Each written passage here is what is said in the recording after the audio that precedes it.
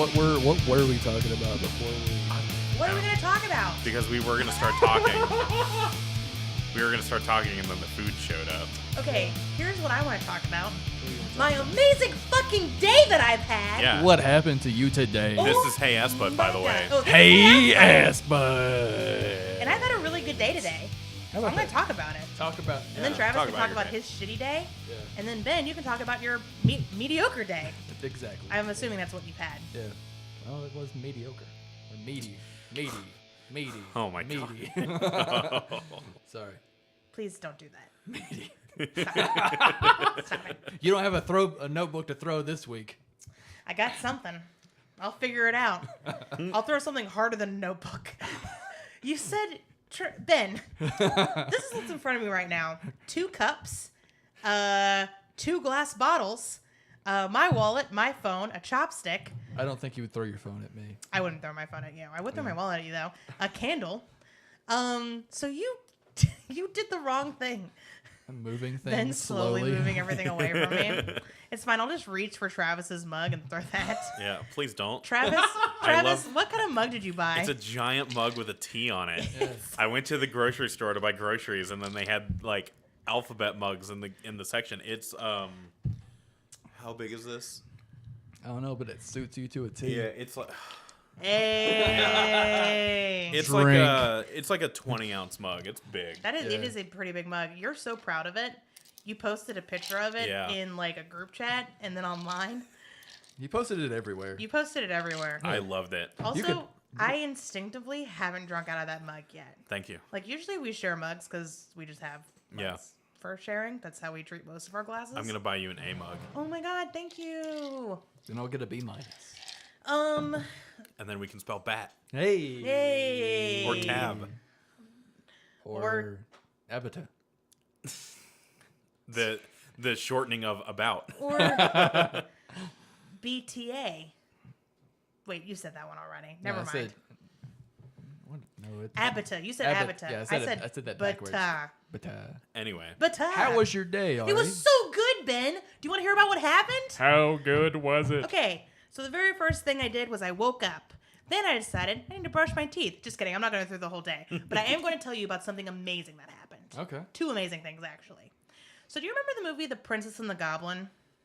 Damn, I haven't seen that since I was like 7. Yes, neither have I. So I wasn't totally convinced that it was a movie that actually existed. I thought maybe I was in a Berenstain Bear situation. Right?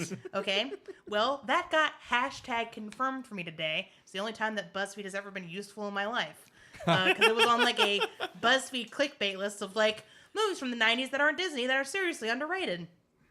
That was Also- a Disney movie? No, that wasn't Disney. Oh, It's okay. like something, it's a foreign Yeah. film.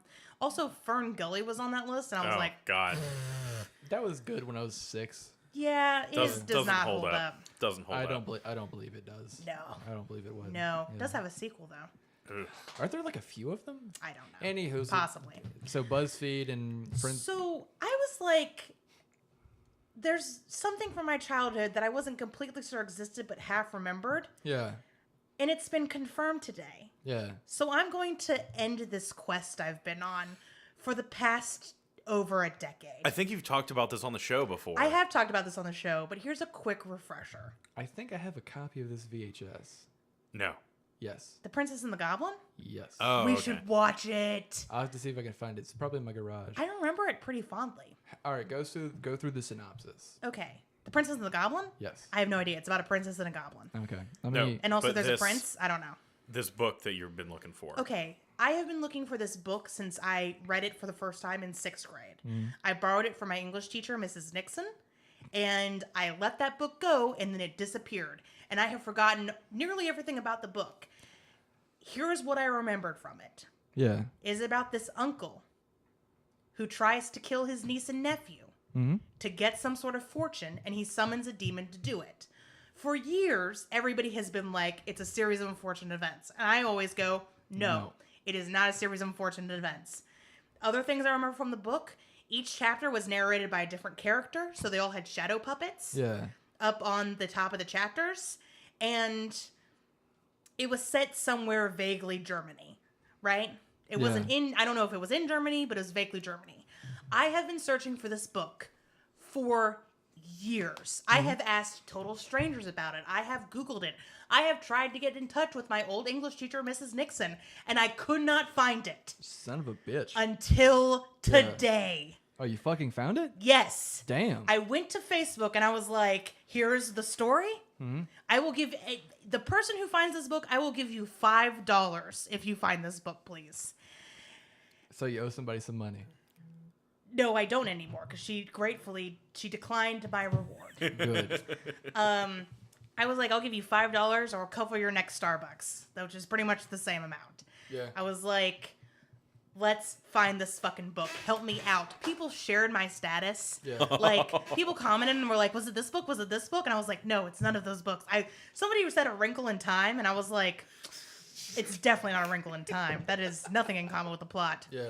And then my friend Jacinda, hey Jacinda, she was like, is it Count Karlstein? And I was like, is it Count Karlstein? By Philip Pullman, a writer who I love? Yes, it fucking was. And I was like, holy shit, the book has been found. I'm going to ask for it for Christmas birthday next year. It's going to be amazing. And here's the plot of that book. I totally misremembered it. Damn. Not totally. Yeah, just enough to... It is about an uncle who, 10 years in the past, made a deal with the demon huntsman, Zambriel. It's set in Switzerland. Made a deal with the demon huntsman that he would provide a sacrifice in 10 years if the demon huntsman gave him a fortune, which he did. The uncle plans on sacrificing his 2 nieces, not a niece and nephew, and a kitchen maid and her brother, who is a criminal, help hide the nieces from the uncle and the demon. Yeah. And in the end, the demon takes the uncle instead. I don't remember any of that. I just remembered, like, uncle wants to kill his, relations. Yeah. I did remember the criminal, the fugitive, and I did remember the kitchen maid, and that was about it. Except I thought she was a barmaid. Yeah. And I cannot tell you how satisfying it is to finally know what that book is. I am not kidding when I say that this is a mystery that has been plaguing me and my friends for years. Yeah. And it got figured out today, and it just feels so good. It feels so good. Thank you. Thank you. Thank you. Take a bow. Although one thing that does bug me, I love Philip Pullman, right? His Dark Materials is an amazing series. If I had just looked at his bibliography, you probably could have found it. I would have found it years ago. Yeah. Also, it's amazing to me that you didn't immediately, resort to social media. Like, it took you this long. Well, I think the idea is, you want to find it yourself and shit like that. That, and also, I think it's super annoying when people post things like that on social media. Oh, that's true. No, So I haven't done it. I did not think it was that. And I don't think it was the Princess and the Goblin. I think what I'm thinking of was a completely different movie. Oh, cool. It's kind of crazy to think about the things that you misremember. Yeah. And actually, this kind of relates to the Berenstain Bears thing. Yeah. People will swear up and down that It was Berenstain. Berenstain or the Shazam movie exists. They swear that they remember it. No, for real. I fucking remember Sinbad in a fucking... it was like Sinbad and Shaq were going head to head to have, a better genie film. But how do you know that it wasn't just suggested to you and then you made up the memories yourself, which is actually very common. Yeah, that's the thing, is the human memory is just complete shit. It's garbage. And so you will fill in details naturally and you won't even realize you're doing it. Yeah. Like, before I read a synopsis of the book, I would have sworn that the main characters were a niece and a nephew, a boy and a girl. Yeah. I would have, before my family and God and everybody would have been like, I would have put my life on it. Yeah. It is about a niece and nephew. That is what I remember, and that is what I know to be true. And yet it is not. It's about 2 girls. Who fucking knew? It's all Goosh up there. It's all Goosh. All Goosh. That's just another name for the brain. Goosh. That's the name of the episode. It's all Goosh. It's all Goosh. Oh, It's all Goosh in the hush. wow. Yeah. Goosh. So, Oh, that's how I have to spell it? Yes. Okay. You do now, Goosh. unless you cut this out. I would have spelled it Gush. Like gush? No, it's Goosh. Goosh. Goosh. Okay. It's like skadoosh, Skadoosh. except Goosh. Yeah, Goosh. Yeah, I'm gonna have to dig through my fucking VCR tapes in my fucking garage one day this week when I'm off. And figure out where that Sinbad movie is. Not the Sinbad movie, but the No, I other know. movie. The 'Cause movie that reminds you of The Princess and the Frog. Or The Princess and the Goblin. There's this movie. I remember watching it like a billion times when I was a goddamn kid. This couple, this boy and this girl, it's kind of like The Princess Bride. They fall in love, and like things are on the way for them to get married or something. Mm-hmm. And these trolls, goblins, orcs, what have you. I really think it was goblins because that's what got me. Was the word goblin? That's what really brought it back to my mind. But I remember just like them breaking in and stealing the girl, and like they're just taking her down into their lair. Are you sure it wasn't Labyrinth? No, it wasn't Labyrinth because it was animated. Oh, okay. Yeah. Is it a troll in Central Park? No. It's set in like a very fantasy setting. You know, that does sound vaguely familiar. And it might be The Princess and the Goblin.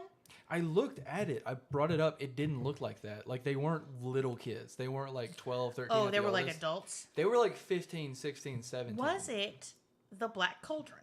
No. I also looked at that, and it was not that one either. Interesting. Well, now we have a new mystery to unravel. Yeah, now that this? one mystery has ended. What is this new movie that Ben vaguely remembers? Yeah, exactly. For all we know, it could just be Fern Gully. It could be Fern Gully. God, that movie is like burned into my brain. Is that the one where it opens where like the truck like spills over and poisons the gully? No, you're thinking of fuck. I know which movie you're thinking of. That one stars anthropomorphic animals. Yeah. Fern Gully stars fairies. Hang the Yeah, and there's like a poison cloud. Yeah. Yeah, Played yeah. by Tim fucking Curry. Yeah. What What else was great about your day today, Ari? Yeah. Well, Oh, this goddamn movie. yes. What movie is that called? Oh, no, this is, I pulled up Fern Gully. Okay, there's another movie. It's about these animals, and then like they fly a leaf bird plane. Oh shit, I know what you're talking about. You know what I'm talking about, Yeah. but I don't remember what it is. The only name that comes to mind is A Troll in Central Park. Totally different movie. Nostalgia Critic's done a review of it. We'll go look it up later. The other good thing that happened today, there's so many good things that happened today. I just woke up with a pep in my step. I drank a full pot of coffee all by myself. And then later I went to Starbucks, drank more coffee. I was called by somebody online the Quentin Tarantino of me, also me memes, which I'm definitely taking as a compliment. Thank you, Jason Fifi. And then, okay, so I got home from the grocery store. And then my dear friend / roommate / co-host / yes, Once Upon a Forest. That's what that movie is called. Oh, okay. About when they have the leaf bird thing. Yeah. Plane. And that's about a truck that spills and poisons the forest. And then, like, this kid gets sick. This anthropomorphic animal child gets sick. There's, like, an evil owl in it. Anyway, Sorry. So, yeah. So, my dear friend / roommate / co-host / crime friend / comedian / we are also fans of similar anime. Travis J. Short. that's me. He wasn't feeling so good, so he asked me to pick up some saltines, so I went to Kroger. Okay. And I just want to say that, like, good things do happen to me, but never things like, hey, you come up, like, when I was a waitress, I never came across the person who was like, here's a ridiculously large tip for no reason. I got a $10 plate, but I'm going to give you, like, $70 worth of tip because I'm just a good soul. So I went to Kroger, and I picked up my friend some saltines and ginger ale, and then I went to go check out, and in the cashback section, somebody had forgotten to pick up their $27. And I was like, this is for me now. And I put it in my wallet and then I walked away with my purchases. It was fucking awesome. That never happens. I never unexpectedly come across like money like that. Yeah. And I was so excited. And I did not do the right person thing, which was try to find the owner because fuck being a good person. Yeah. And it was great. Live as a true neutral. I always do something like right as winter is ending and spring is beginning. Is I have a coat that I'll leave like a $10 bill in the inside pocket of the coat. That way, when winter rolls back around, I have $10. Hell yeah. That is awesome. Past me gave future me $10. Have you ever been drunk and then ordered something for yourself and then forgotten about it and then got a delivery and like, hey, future me, happy birthday? I have not done that. Oh my God. But I have gotten drunk and gone grocery shopping. Ha! We've talked about that. That's an amazing thing to do. I do that bit. That's a bit I do. Terrible thing to do. Yeah. An amazingly, wonderfully terrible thing to do. I do. I watched The Grinch Who Stole Christmas recently. I'll do the get drunk and order stuff. Yes. But I have the best / boring thing about it. I order stuff that I need, not necessarily want. Mm-hmm. So it's be like, oh, I need like a new like a battery for something or cables or something like that. It's shit like that. It's never, oh, you bought yourself a Nintendo Switch. Yeah. Oh, God. If I bought myself a Nintendo Switch unexpectedly, I would be very mad at past self because that is too big a purchase.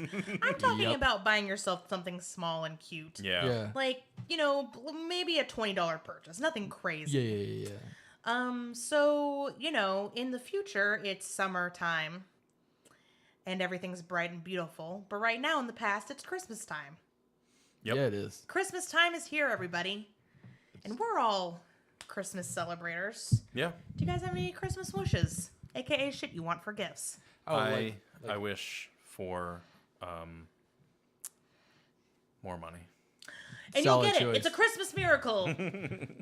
Someone hit me with the, if money was no object, what would you ask for? Oh, yeah. I came back with the national debt and pull and peel Twizzlers. See, I'm way more selfish than that. I would be like... More selfish than $30 trillion?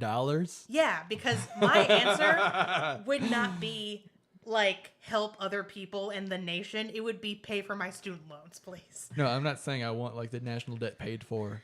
I just want... He wants that $30 amount. trillion. Whatever the Oh, amount never of mind, the I take it national back. debt is, he wants that. That's amazing. Pull and peel Twizzlers. Ugh, gross. Fuck you. They're always like, I like the strawberry Twizzlers or I like black licorice, and there's no in between. I appreciate strawberry Twizzlers. They're good. Black licorice is good every now and again. But every once in a while, I need that fake cherry in me. Well, I could eat like a whole pack of strawberry Twizzlers by myself in one sitting. I could not do the same with black licorice. I'm glad that you guys can both agree that you enjoy the same gross candy. Oh, Travis, you don't even know the tip of the iceberg that is me enjoying gross candy. All of my favorite candy is for old people. Oh, yeah. I mean, I love candy corn, so I'm already at the top of that list. Gross, gross, gross.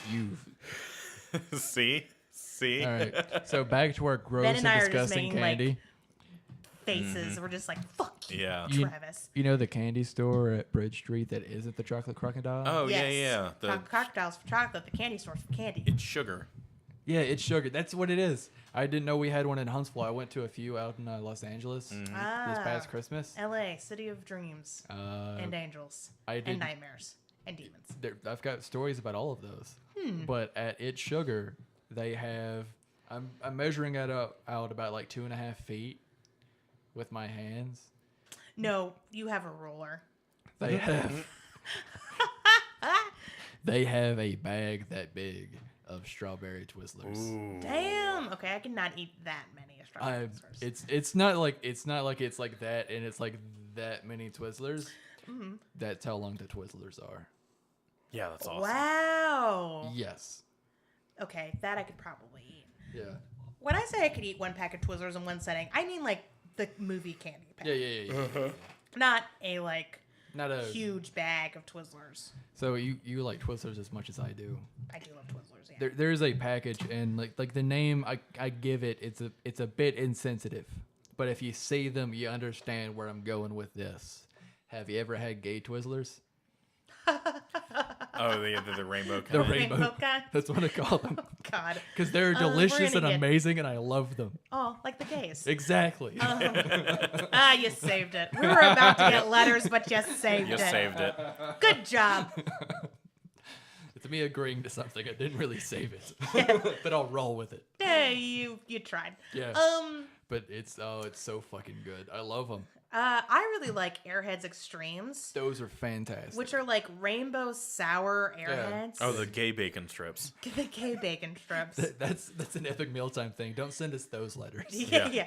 Blame Epic Mealtime. Send them to Epic Mealtime, please. Yeah. Get them to bring Muscles to Glasses back. Also, please tell Epic Mealtime to stop. It makes me so sick. I get so upset. I'm just like, God, that is... Are you guys eating that? Is that just a huge waste of food and you guys are all eating? What is happening there? Have you ever seen the Gentleman's Rant YouTube channel? No. They do a gentleman. It's them being super. It's not gentlemanly at all. It's them just speaking very nice and softly about things, but really just being like seething with anger about them. Like they have one about online dating, Valentine's Day, Christmas, seeing your family, abortions, everything. Well, that last one, it's about people who are against abortions. But anywho, they have one about Epic Mealtime, and it's amazing because.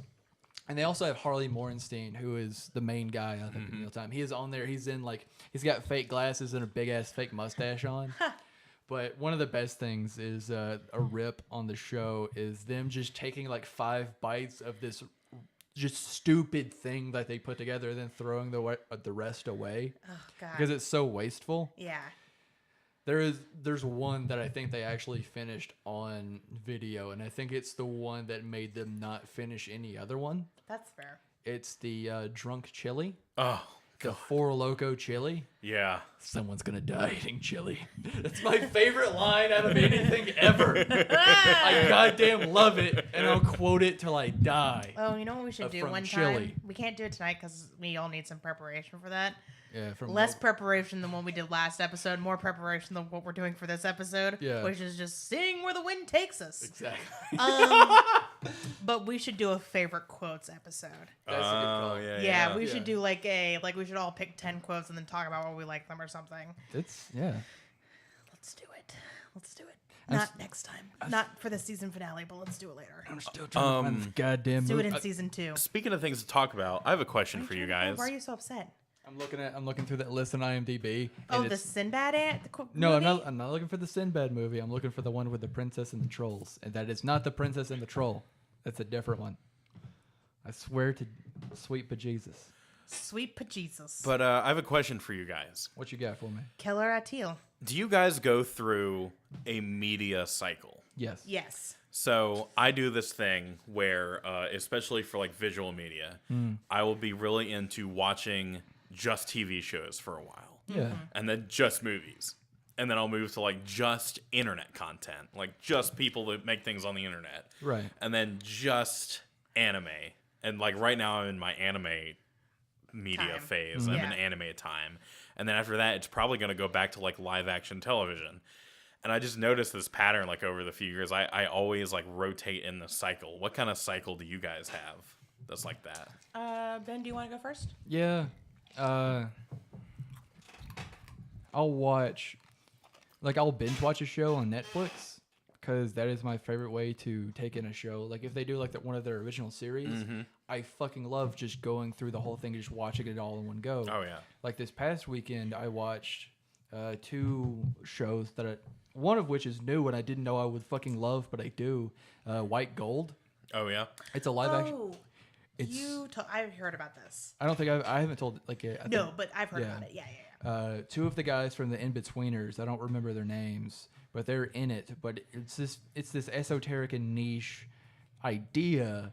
It's set in 1983 in Essex, and it's about window insert salesmen. Huh. That sounds innocuous as fuck. Yeah. But we're talking about 1983 United Kingdom. It's just all cocaine and tits. Exactly. Nice. And it's amazing. It's hilarious. It's funny. It's dry. It's British. Fucking watch it. The other thing I watched all in one go, basically, because I couldn't sleep one night. Season 2 of F is for Family. That was so fucking good. The first season they're finding their feet. It's good. It's not great. But season 2, every seemingly throwaway bit of dialogue is just a setup for a callback episodes later, and it's amazing. But yeah, I'll go from Netflix originals to stuff on YouTube. I'll watch a few movies every now and again, but I really bounce between TV shows and YouTube content.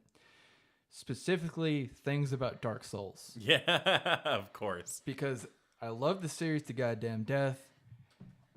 And epic name, bro, Marcus, you son of a bitch. You have one of the best voices to sleep to. If you're listening, you sweet Mississippian bastard. You and German spy. Fuck, you got. If you like Dark Souls, and check out both of their YouTube channels. They're amazing. Yeah, that's pretty much my cycle. Cool. Rock on. What you got, Ari? I have a couple of different cycles, and I do go through something very similar with Travis, but a bit of a twist on it. So you may have noticed just from me talking is that I don't watch a lot of what is in the zeitgeist. Yeah. Or critically acclaimed, let's say.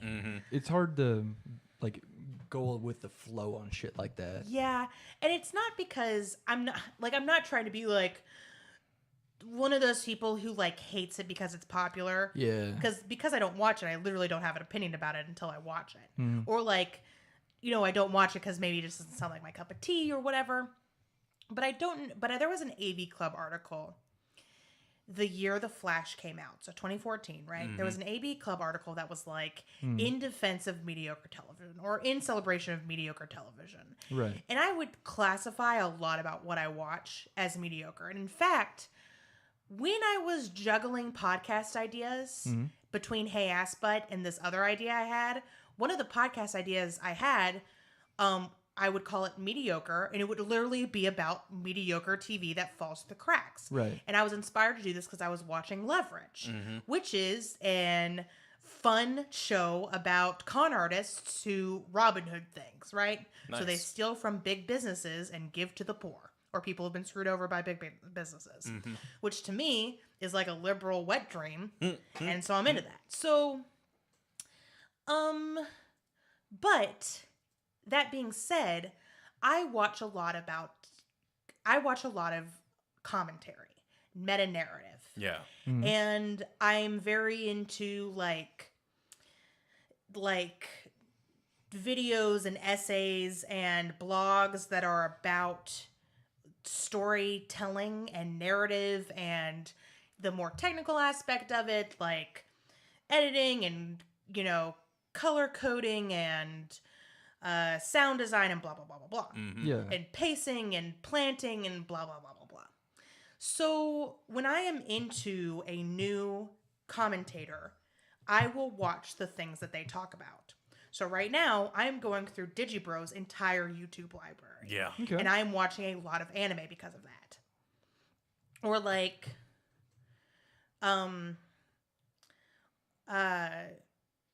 Lindsay Ellis has a bunch of videos about Disney. So I was rewatching Disney movies.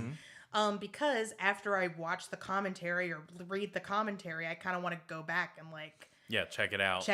And see what you agree with. Lens. And yeah. And then I also have a cycle as far as genre goes. I'll right now I'm reading a lot of romance, or not reading, but I'm watching a lot of romance anime just because I'm in the mood for that. But I'll eventually go back to sci-fi and fantasy, and I do this with dark stuff. Sometimes I just need a really good dark book. Yeah. A disturbing read. Yeah. And then I want something light and fluffy. So Nice.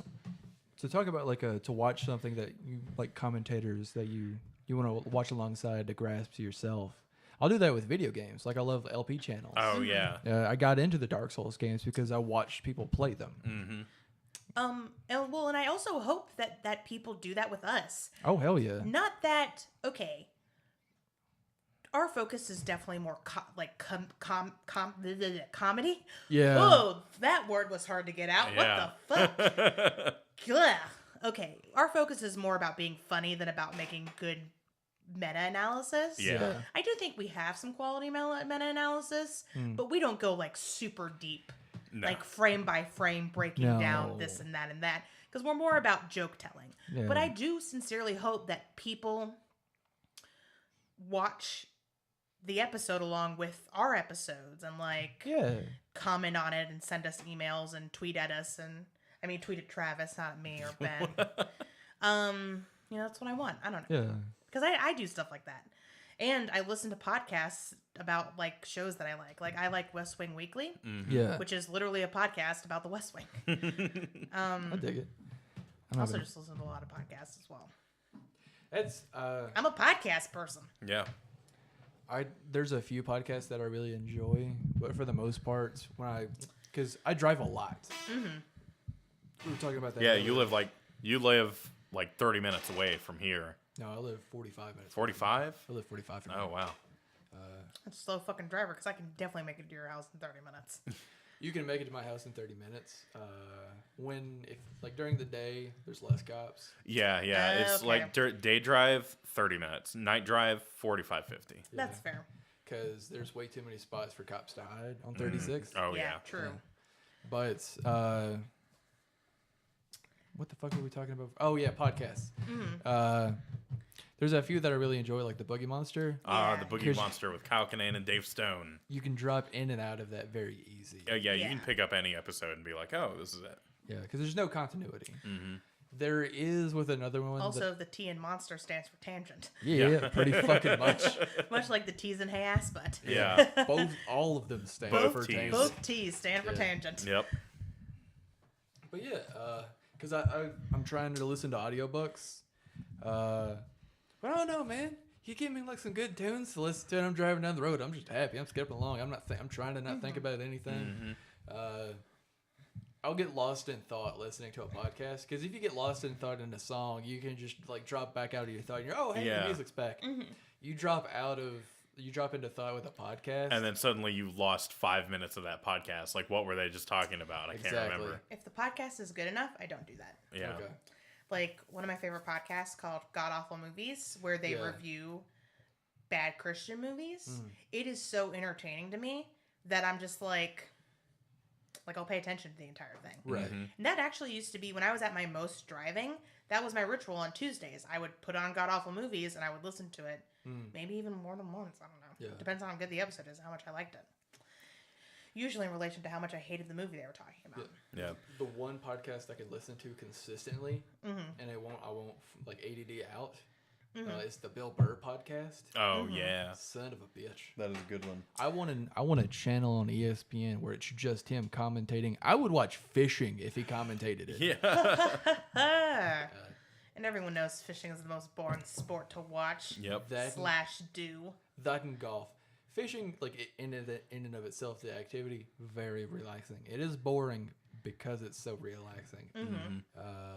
Watching I could watch like highlights of a motherfucker catching a big ass bass, but I don't want to watch like 400 laps in of real NASCAR time. or Yeah. 6 hours of them trying to find the fish. Yeah. Another cycle that I'm going through right now is like cycle music. Like for a while, like I just got Spotify Premium. So I went and I listened to like all of the My Chemical Romance albums. Nice. And then I went and looked up like a bunch of jazz that I really like and listened to that. And now I'm listening to a lot of classical music. I think it's because I just finished Your Lie in April. But like I just like classical playlist and listen to it on the way to work. I play it at work. Like I just turned on this like brass symphony playlist and it played all day and it was awesome. I've been doing a lot more writing recently, and when I write, I like to have just like chilled out grooves, Right. tunes, that sort of thing. There's a really good Spotify playlist. Yeah, I'll have to see if I find it. I can send it to you. There's one I want to send to you too. But it's this just ambient relaxation, I think is like the name of it. It's just the most relaxing fucking thing I've ever listened to. Yeah. Is it like soundscapes or are they like beats or what? It's soundscapes. Because I beats. really like down tempo music. Yeah, It's very like I like that lo-fi down tempo kind of hip hop. Not so much like rap hip hop, but like those hip hop beats that are real lo-fi and real down tempo, real chill. I like those Like you could turn it on a raining night. Yeah. Mm-hmm.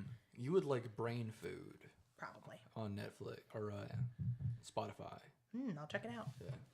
Right now I've been listening to, as far as music goes, actually I've been listening to kind of a lot of random stuff because I don't watch music videos, but there are some really well put together AMVs. Mm-hmm. Fuck yeah. And so, fun fact, I would love to do like a video or something about the evolution of AMVs. Oh god. Because back when I was first starting to get into anime, I think would watch. same for all of us. Yeah, I would. Well, we're all roughly the same age and probably got into anime at the same time. Yeah.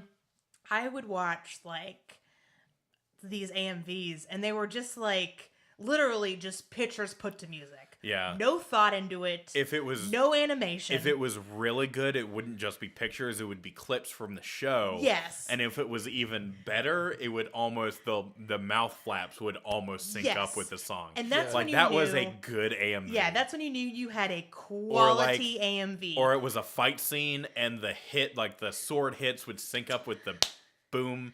Oh, that was a good AMV then. For those of you, I guess we need to explain what an AMV are. It stands for It stands for anime music video. I can't imagine anyone on the internet what if you don't listening like to anime? it. You did lead into it by saying it was about music videos. That you don't watch music videos, and then you said music AMV. That's true. We also talk about anime a lot. Yeah. We do. We're anime fans. We're a bunch of fucking weeb fucks. But we're otaku. But yeah, if some of us are even old taku. I have fun. You shouldn't talk about yourself like that. Yeah, Ari, the oldest person here. I don't mean it as in like old as in like we're all physically old. I mean it as in we are fans of older anime. Foot in the grave. Your birthday's coming up. It is. God. My knees click when I stand up. I'm old. 175 and I'm gonna be so old. I'm already 174. It's insane. I know, right? Just kidding. I'm only 67. So you're 52.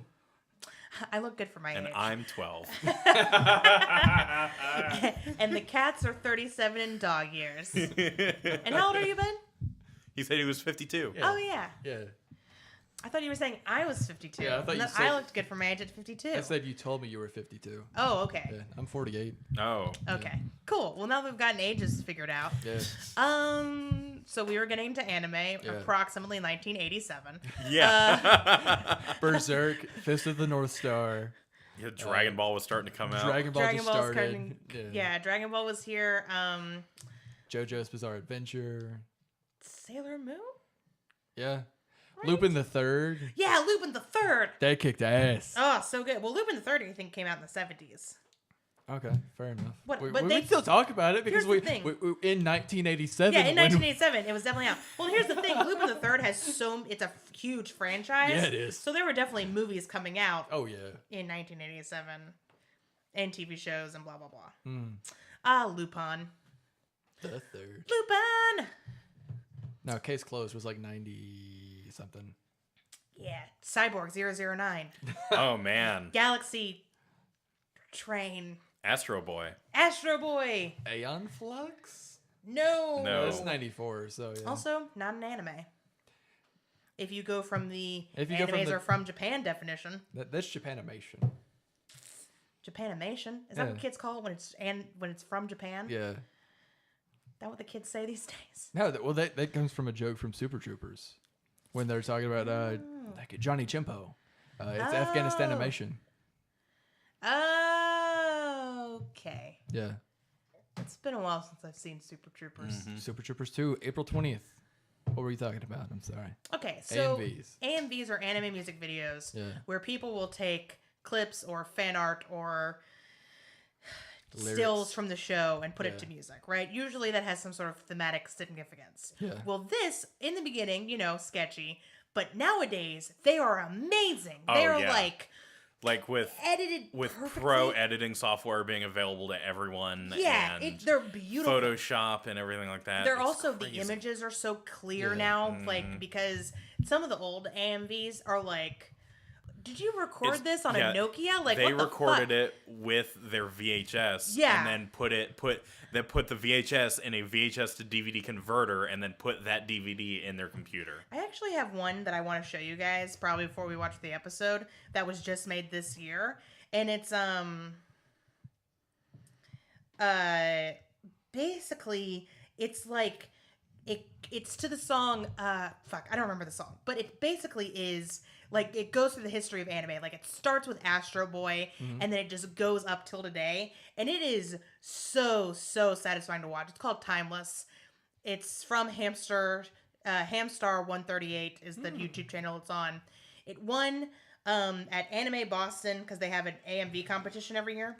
It won It won Editor's Choice, Judge's Choice, and Best in Show. Seriously, it is so like if you're an anime fan, your heart will just be like from all the anime that they show. It's really great. Do you think that like anime competitions at conventions made AMVs the way that they are? Yes. Oh yeah, absolutely. Like if it hadn't have been a competitive thing, people would have just been like, oh, whatever. All of my favorite AMVs from the past couple of years have come from have won at some sort of anime convention. The editing is spot on. The music is great. And they don't just do music, they'll do trailer parodies. Yeah. It's just a good time. That does sound pretty fucking awesome. There's one for Yuri on Ice, which is kind of the breakout hit of the past year. Yeah. That puts the Blades of Glory trailer over it. Oh, nice. And I haven't seen Yuri on Ice, but it was fucking hilarious. Also, I want to see Yuri on Ice. I've heard it's great. Yeah. And I like figure skating, so. And dancing. And that's what figure skating is. Yeah. It's dancing on ice. All right, well. What were we talking about? I don't know. We were talking about AMVs and... just our media cycles. Yes. We are slowly converting Hey Assbutt into an anime podcast. Yeah. I've been saying for years that Supernatural is just a live-action anime. And I have been agreeing with you for years. Yeah. Particularly since Supernatural has an anime. Yeah, since we've been talking about Supernatural since we first met each other. Yeah. Ben often says Supernatural is an anime, and then I go, yes, it is. Yep.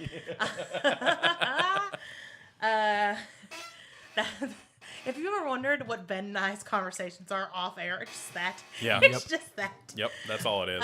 So our friendship is amazing. We like to save the gold for the show. Yep. Yes. I've learned so much about Ben over the course of the show. For example, that he says things other than Supernatural is an anime. Yeah. Supernatural is an anime. Supernatural is an anime. It is a live action. It is it's not just an anime. It's a visual novel. Oh, God. Supernatural is an anime. God, we've got to watch the Supernatural anime. We have to do it, please. I think at the dub, Jensen Ackles and Jared Padalecki voice their characters. Oh, do they? Because of course they do. Why wouldn't they? Supernatural is an anime.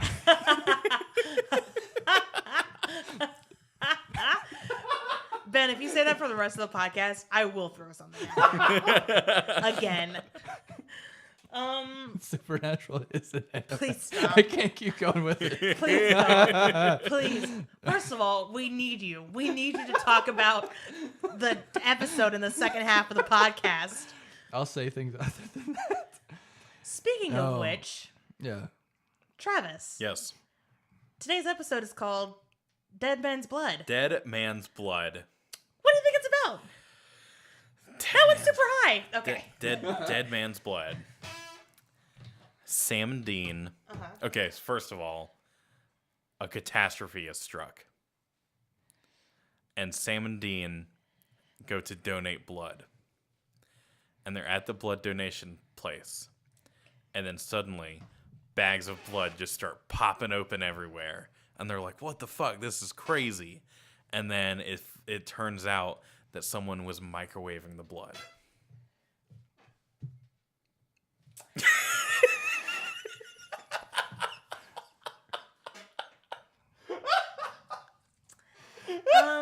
Okay.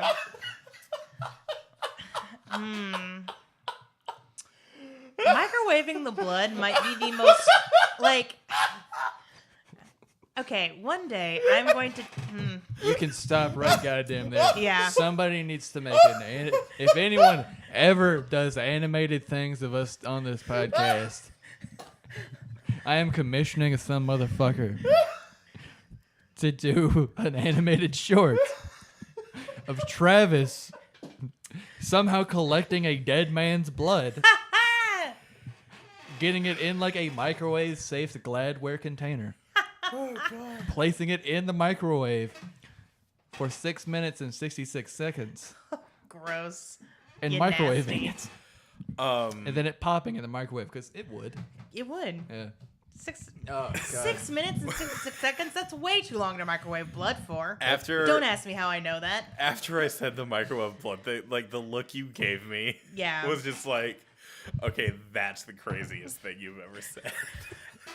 One day, I will just take a bunch of our lines out of context and put it in a supercut and create a new podcast episode from that. And I think the coup de grace will be microwave blood. Yeah, it would. And you take the blood and put it in the microwave and microwave it. The cream rises to the top, Travis. We like to have fun here. The cream rises to the top. Well, Travis, I'm pretty sure that's not going to happen. yeah, I'm like 95.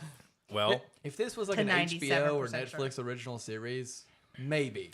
If we were watching Dexter or Yeah. Mindhunter, Yeah. maybe. But this is the CW Supernatural. At this time, the W motherfucking B. Let's Yeah. take a seat. well, we won't know until we find out. Let's find out. Let us commence.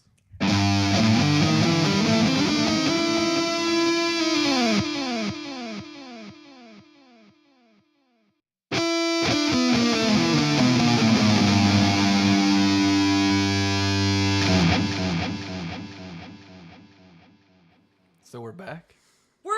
We're back. We're back. We are here to do a rundown on this episode. Yeah. Let's Oh, get yes. started because it's very late and I'm very Yeah. tired. Let's do it. So we cold open on a man in a bar, looking, as one of the other patrons jests, that he is the Unabomber. He's going through what look like Hunter notes. Mm-hmm. The bartender is like badgering him about getting another drink. Yeah, didn't you see there was a symbol on there? Yeah. Yeah, the Zoroastrian symbol Yeah. from Shadow, Mhm. the weird fucked up Z with the circle or whatever, that's in Yeah. his notebook. Yeah. That's how we're like, This This motherfucker, guy. he knows what's up. he Yeah. knows, he knows Yeah. things. Actually, honestly, if you are a character in the show and you have a notebook with a latch, you are probably a hunter. Yeah. Probably. You're probably a Yeah. hunter just by virtue of being a character in the show. Pretty much. Yeah. Or you're about to be a hunter because your family's about to die. Yeah. So God, this universe is depressing.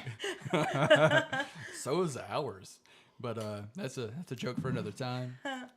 And so he's going through his notes. He gets his drink, and then we see like it's like a record scratch kind of moment Yeah. because he feels like a disturbance in the force because he looks at the door, and like this crew of people. It's like 6 people led by this woman.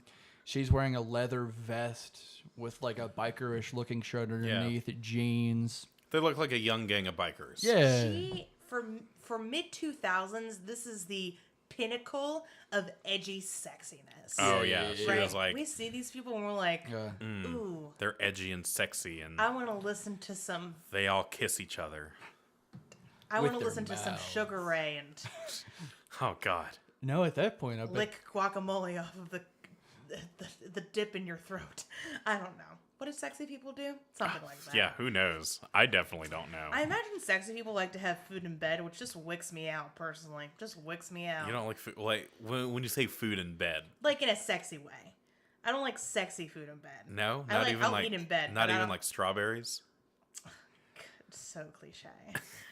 Strawberries. What next? You're gonna serve me champagne on a bed of roses? I mean, probably. I don't know.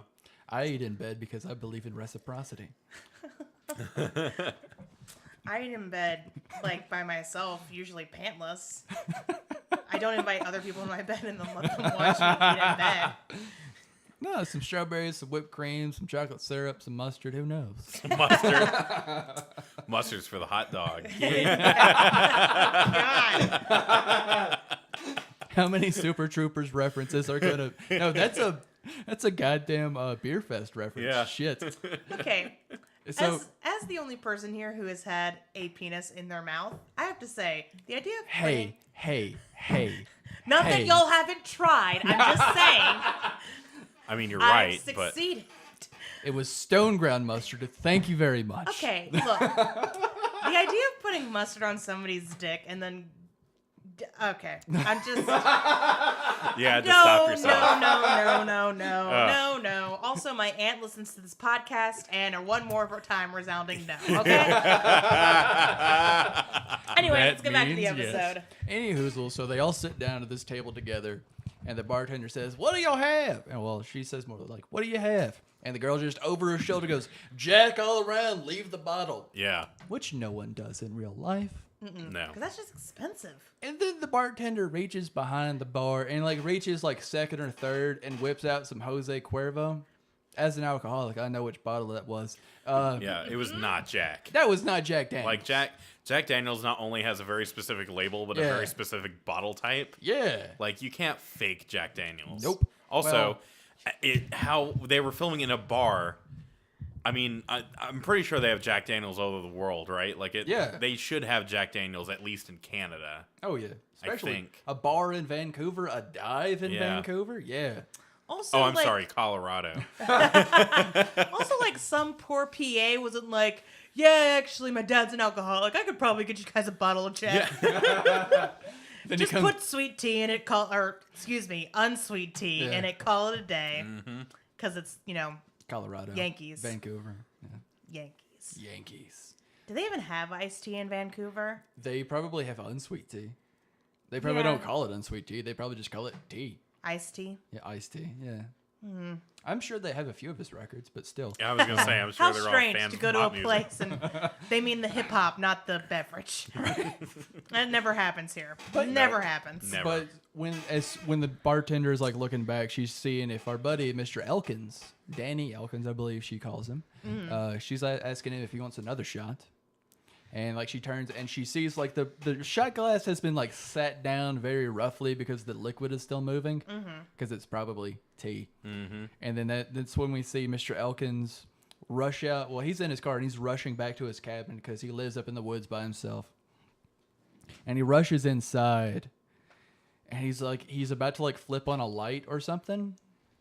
And that's when, oh no, he's opening his safe. Yeah. No. He's in his house. Yeah. Locking all the locks and stuff, and then she's there. She's because The sexy vampire lady is what I'm calling her. That's a good, her name was what, Kate? Yeah, her name is Kate, but it's sexy vampire lady. Sexy Kate. Yeah. Yeah. SVL. She was what was the girl's name from Underworld? Kate Beckinsale. Oh shit, that's that's wow. poignant. Okay. Yeah, because Oh, hot that's vampire probably lady. why they did that. Hot vampire lady is a discount Kate Beckinsale. Yeah. She is very beautiful. Castronaut Kate Beckinsale, still pretty hot. But they definitely cast her because they were like, it's kind of like Kate Beckinsale. Pale skin, black hair, sharp eyes. Yeah. Yeah. Named her Kate. But yeah, I and feel like that's why they did that. Yeah. That's when as soon as he turns around and sees her, she gives him some kind of quip about it's been a long time, Danny. Yeah. Something like that. Hey, it's my favorite you. Yeah. Dan, Yeah. the man. That's what I call you. Remember my high school reunion? No, you weren't there. Actually, when I was alive, high schools weren't around. Yeah. Pew, pew, pew, pew. Bam, bam, bam. Bam, bam. Thank you, ma'am. And that, he throws a knife for an old guy. Yeah, that was pretty good. Yeah, pretty good. Right, probably right in between the ribs, I think. Yeah, because it goes in to Yeah. the hilt. And that's when she's like, "Ugh, not again! Now I gotta throw away the shirt. What the fuck? Come on, Danny." Gotta love that reaction. Yeah, too. that's God damn it. And then that's when he rushes into his office. He moves a bookshelf over for an old man. Pretty strong, Yeah. I gotta say. And then that's when he goes for the safe. And as soon as he starts unlocking it and shit, That's when we see like two massive vampire dudes, one black, one white, because we're progressive. Yeah. Anybody can be turned into a vampire. Yeah. From the window to the skylight to the blood dripping down my balls. Ooh, hold on. I have to talk about that jump that they did because they leap over the desk. Yeah. It reminded me of like Stomp. The musical? The music. No, it's not a musical. It's like a. They parody it in Bob's Burgers, and that's what I remember more with hardcore patty cake. Yeah. Oh, yeah. And that's so Stomp is just like drumming over things and stomping your feet. I don't know, but it's very like a Blue Men Group. Yeah, it's very like everybody who stomps is a sexy young guy, and they're always, very active. I don't know. That's just what it reminded me of. It didn't inspire fear in me, that leap. When Danny was being jumped at, I was not like, they're going to get him. I was like, it seems like he's joining their male strip club. I don't know what to say. It's almost like they did this composite shot of them like leaping off of the ground and then cutting. And then they put both of them on trampolines. Yeah. And then had them jump onto the trampoline and then leap forward. Yeah. Yeah. It was a very like unnatural looking. Well, they are vampires. Oh, so yeah, that's there's going to be an unnatural movement. That's true, yeah. We'll get to a few more of those later. Oh, yeah, by the way, we could all tell that they were vampires right off the bat. Oh, yeah, well, no question. That was the other thing I forgot to mention from a scene a few minutes ago. She keeps flashing her eyes. Oh, yeah. Okay, so that was something. She's got that thing that cats have in their eyes when the lights hit them and they go all glowy. Yeah, so that's what tipped us off to that they were not of this world. Yeah. Or that they were something. Yeah. It was her eyes were doing the flash. It wasn't the knife in her chest. No. It was the glint in her eye. Mm-hmm. But that said, "Ooh, baby, you want to suck my blood out through a straw?"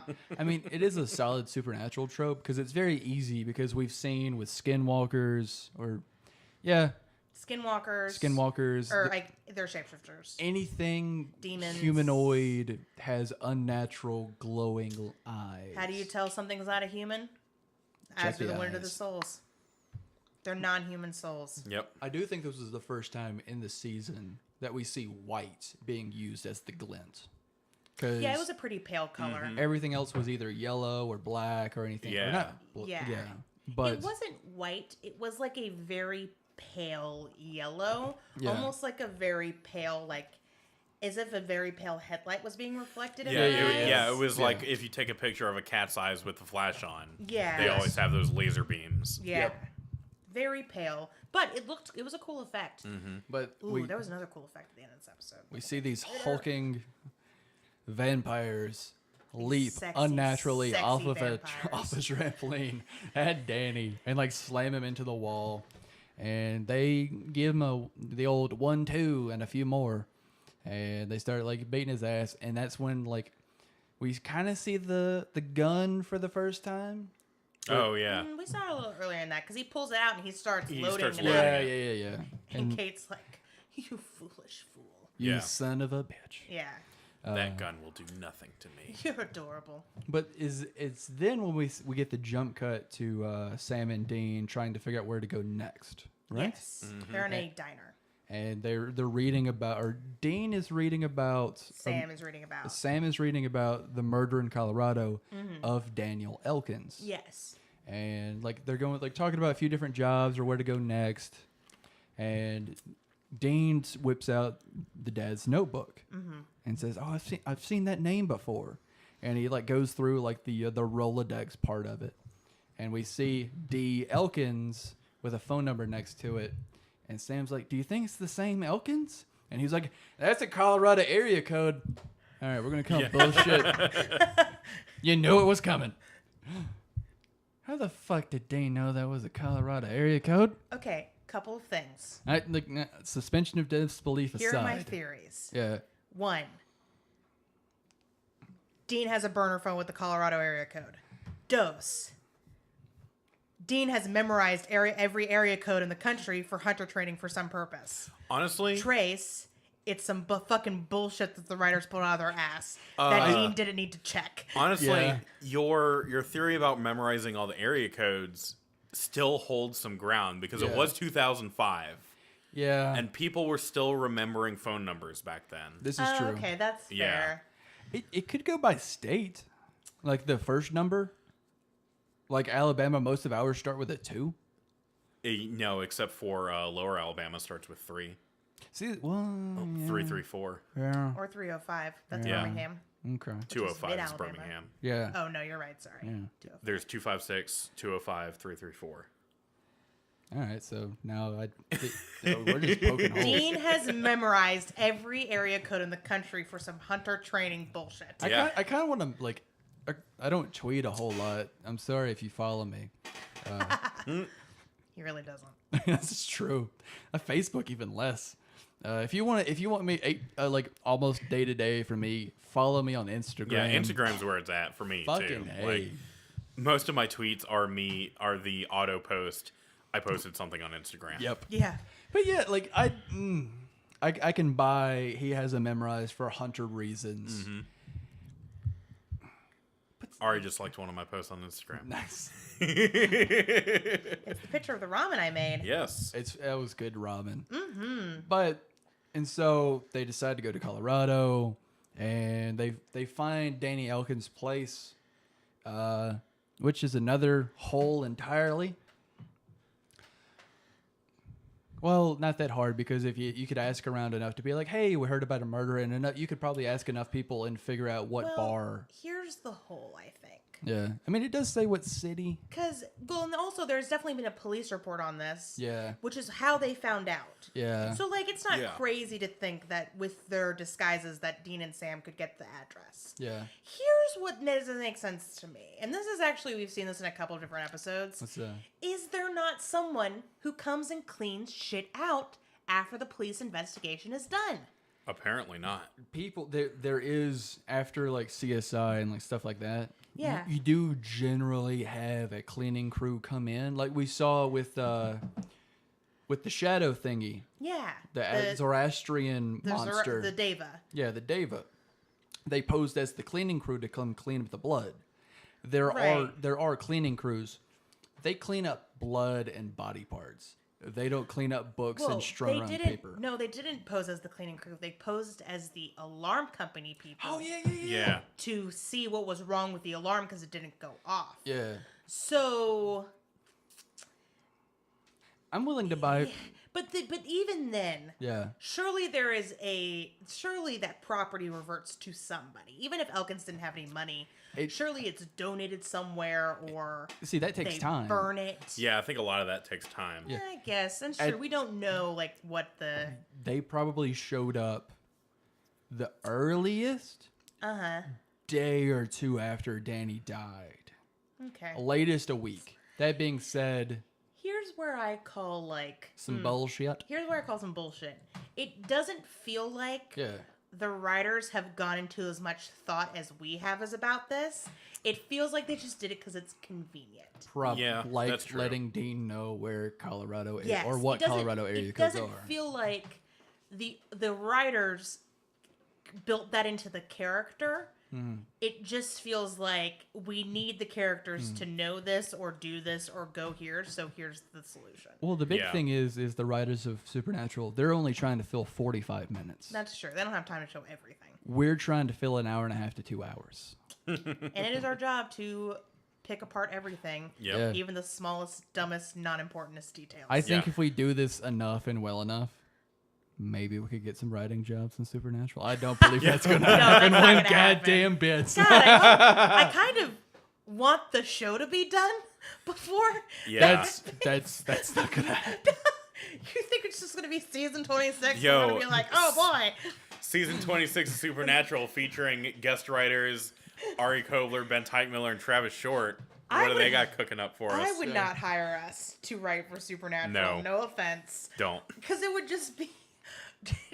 it would be the worst episode. Why? 'Cause- Well, okay, it wouldn't be the worst episode, but it would just be us being dicks for like 45 minutes. Yeah. No, I don't think we would be on. I wouldn't write myself into the show. No, I wouldn't write it. I wouldn't write myself into the show, but I would. I think with our powers combined, we could Okay. probably do a pretty kick-ass episode We of should. Supernatural. Okay, we should write a fan episode of Supernatural. Oh hell yeah! And we should just change the name slightly, but everything else is just like clearly inspired by, and film it with our friends and see what fucking happens. I'm down with this. Yeah, that actually sounds like a lot of fun, and we should cut all of this because I want it to be a surprise for the listeners. Oh hell yeah! So any hoozle, where the fuck was I? Oh, one other thing I wanted to point out quickly before you go forward, and at this point they're searching the cabin. Yeah. That's where you left off, and Dean's found the box with the gun. Yeah. The gun. And the bullet holders. And the bullet. It's a nice fucking box for that gun. Yeah. It was a pretty ornate pistol that we saw. It was a beautiful pistol, yeah. I would put it, if I had an antique gun, I would put it in a very beautiful box. Oh yeah, for sure. Yeah. If I had an antique gun, I'd be like, I'm not crazy about guns, but I would love an ornate revolver like that. Yeah. I probably wouldn't ever use it, but it would be kind of cool just to like have on display. Yeah. Oh, absolutely. And like a shadow box. Yeah, that'd be cool. Something you wanted to. Something I want to point out in the diner. Guess what strikes? Bears with tricks, going after people again. Yeah, bears. Bears with tricks. Oh my god. Once again, we have the police and the media have decided to blame Danny Elkin's death on a bear attack. Blame his deck. Blame his decks. Also, his sweet Yu-Gi-Oh decks went missing. That culprit has never been found, and Sam and Dean and John don't seem to give a shit. What a shame. I thought you were talking about his Pokédex. His Pokédex. Oh my god. Why isn't there supernatural Pokédex for supernatural creatures? There probably is. Sam and Dean it's called the Monster Manual. The Monster Manual? Okay. So, Sam and Dean, was there anything else you wanted to say about that? Bears with tricks, Ben. Bears with tricks. Like, tricks are for kids. Come on. Tricks are for kids. I can't believe that bear Bears are for tricks. busted in through the skylight. For goddamn cereal. Where did that bear get it? It's just on a tree, and then it like Mission Impossible's down into the room. You gotta watch out. You have to watch out for bears with tricks, because they will do that. They will open up your skylight and rush in. They'll leap over the decks all sexy vampire. You having fun, Ben? Yes. Oh my god! I just imagine like a bear like like the tree branch can't hold the bear's weight, so it's just tipped down onto the roof, and he's like, "Any moment now, you sick son of a bitch! That's how I'm gonna get you." That's how it happened. The branch broke, and he just fell to the skylight on the Danny. Bears with tricks! You strike again! But no, I was one of my guilty pleasure bands is a band out of Georgia called Rehab. And in one of their early albums called Southern Discomfort, one of the members of the band, he does an a cappella, much like I was doing, cover of the Mission Impossible song. And it's just him doing it for like a minute and a half. And That's it's hilarious. awesome. But so Sam and Dean are searching the place. And then we see like an unfocused, like a character, a shoulder, and a scruffy face peering at the cabin. Who could it be? Could it be the vampires? Could it be the bear with his tricks? It's the bear with the tricks! It's the trick bear, Ben! And sure as fuck wasn't an otter or a twink.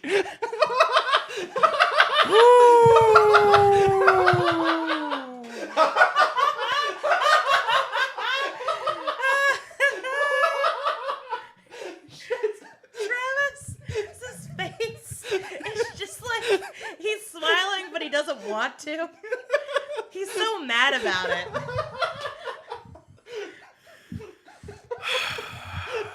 He's so upset, and I love that. Oh, shit.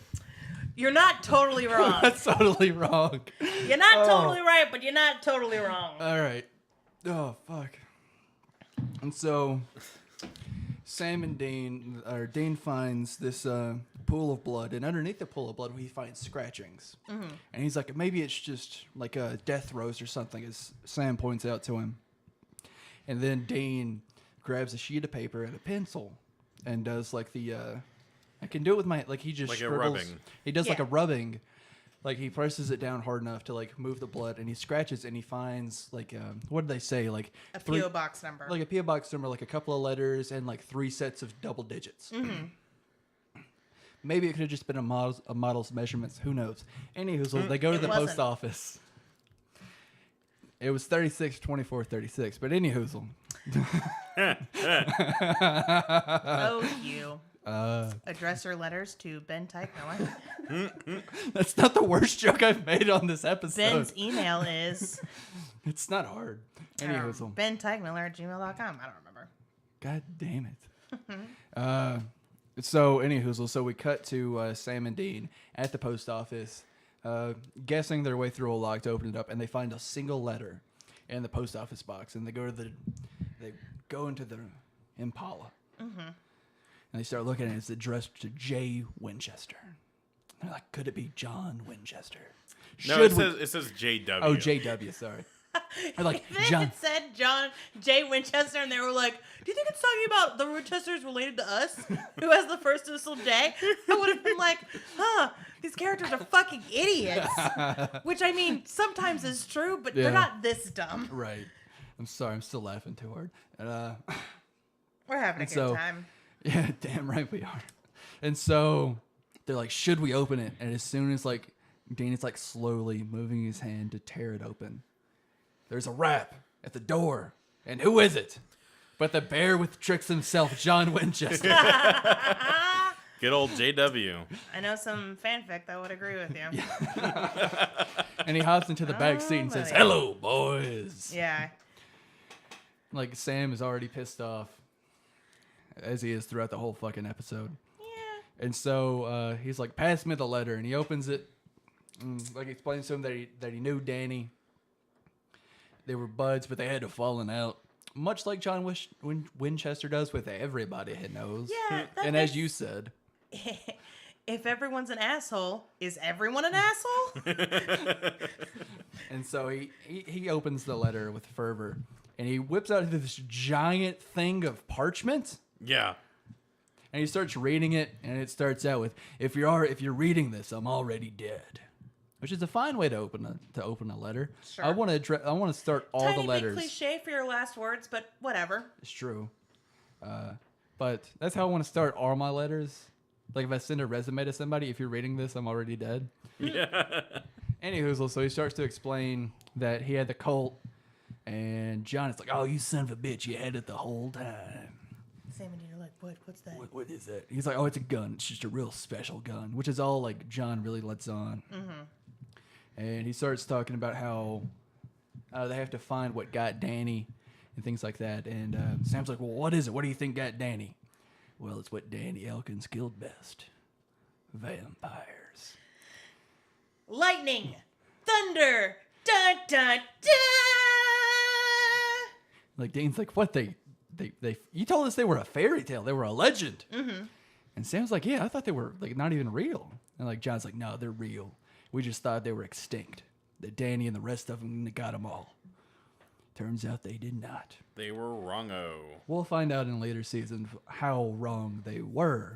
Mm-hmm. But that's a... Yeah.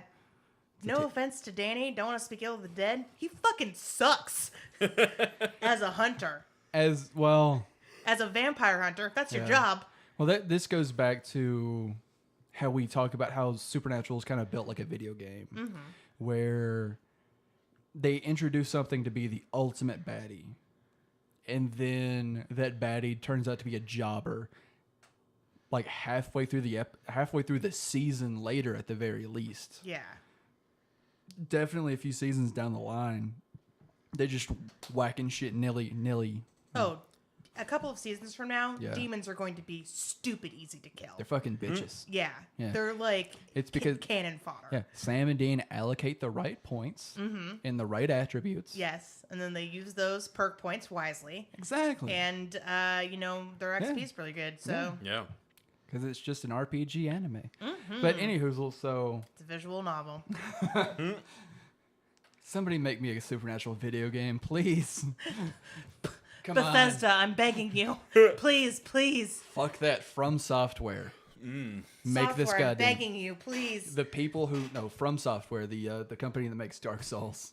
Oh, okay. Yeah, but anywhoozle, and so like Sam and Dean are asking what the play is, and like Dean or John's like, we're gonna find the nest and stuff like that, and like John is like playing everything really close to the vest. Yeah, he's being pretty cagey. He's really showing that he's not a team player, that he doesn't get along with others, which is what I got out of it. You have your own. I have some theories Yeah. that I have hinted at all season long. We are about to get to the culmination of where we can really start letting loose with those thoughts and stuff. We only got to wait like a week. We have to wait like a season.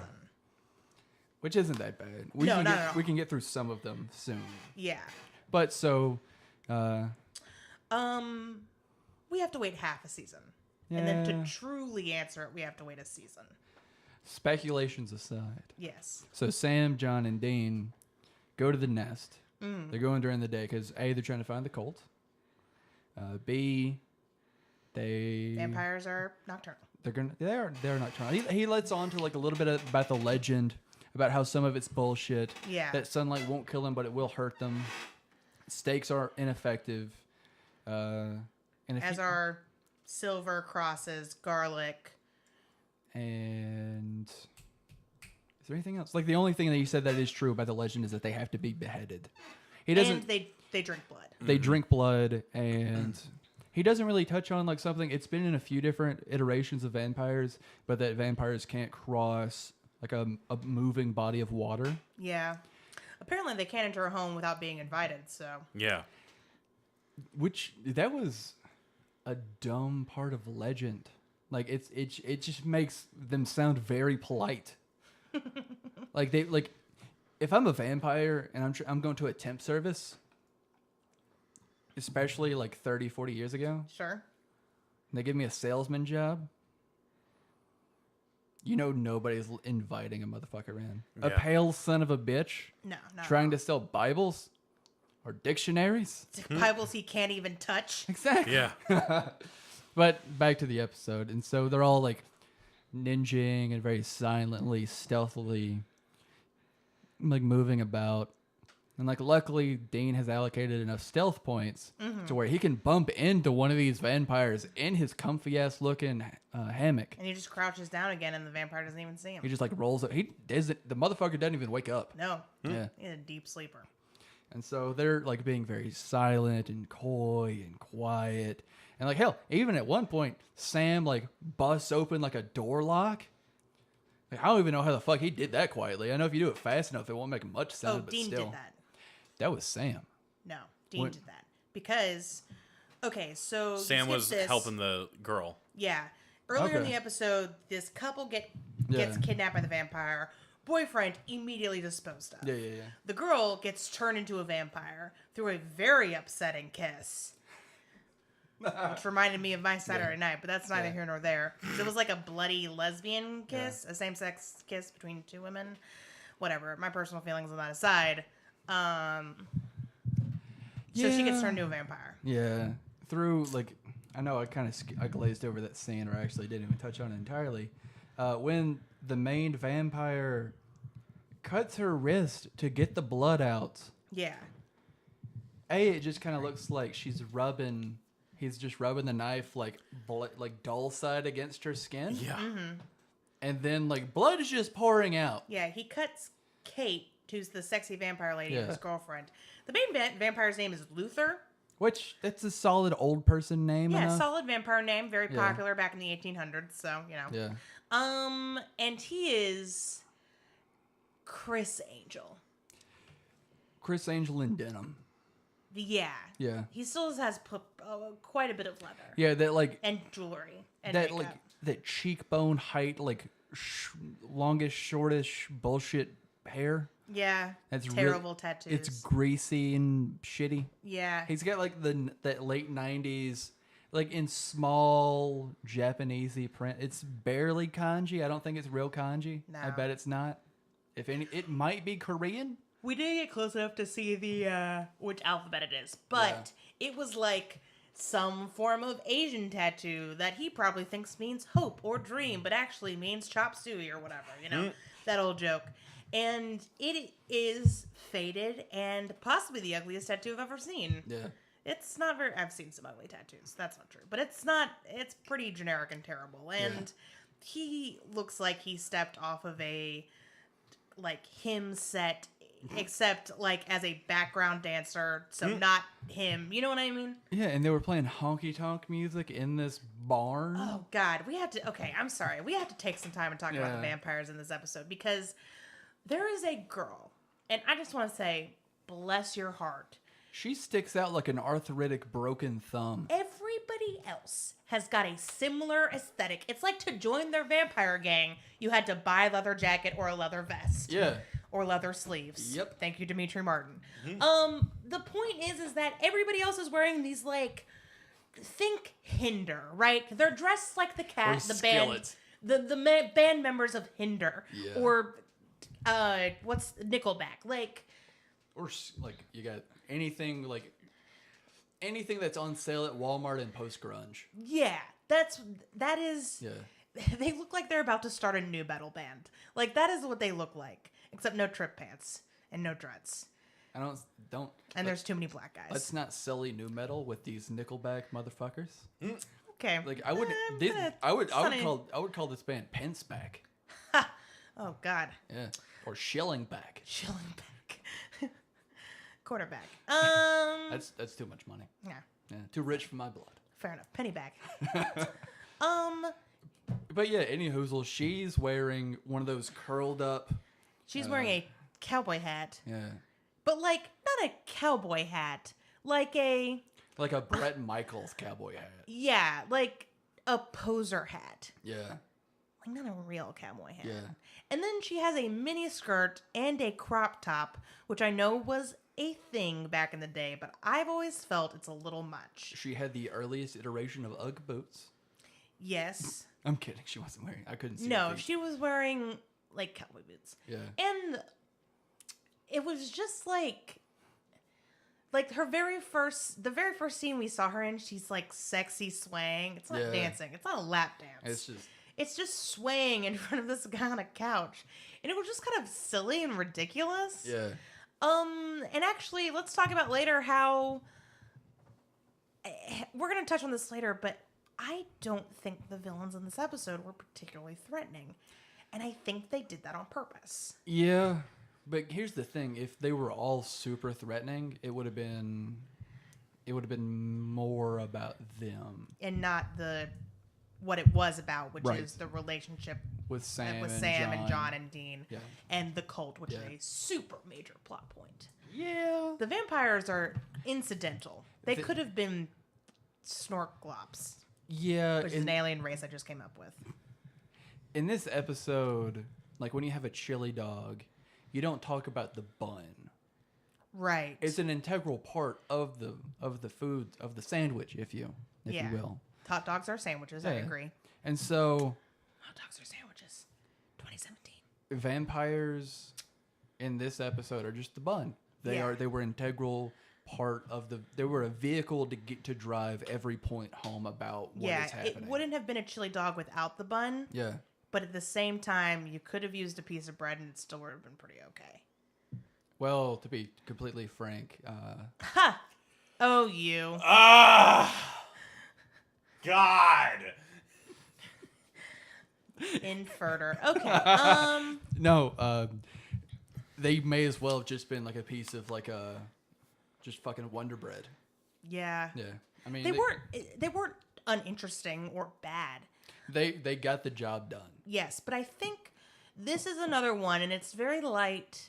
We haven't really gone into it yet, but this is another one of the but isn't man the true monster episodes? Because Kinda.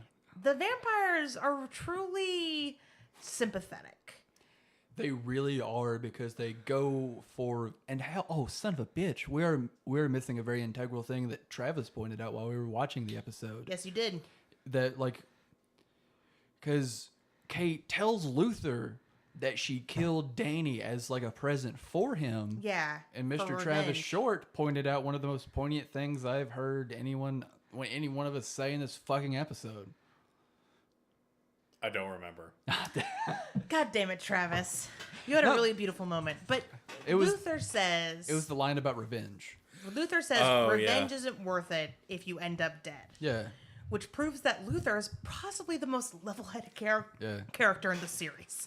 I'm just saying. It was that like... several fictional characters can learn a lot from that one sentence. Yes, exactly.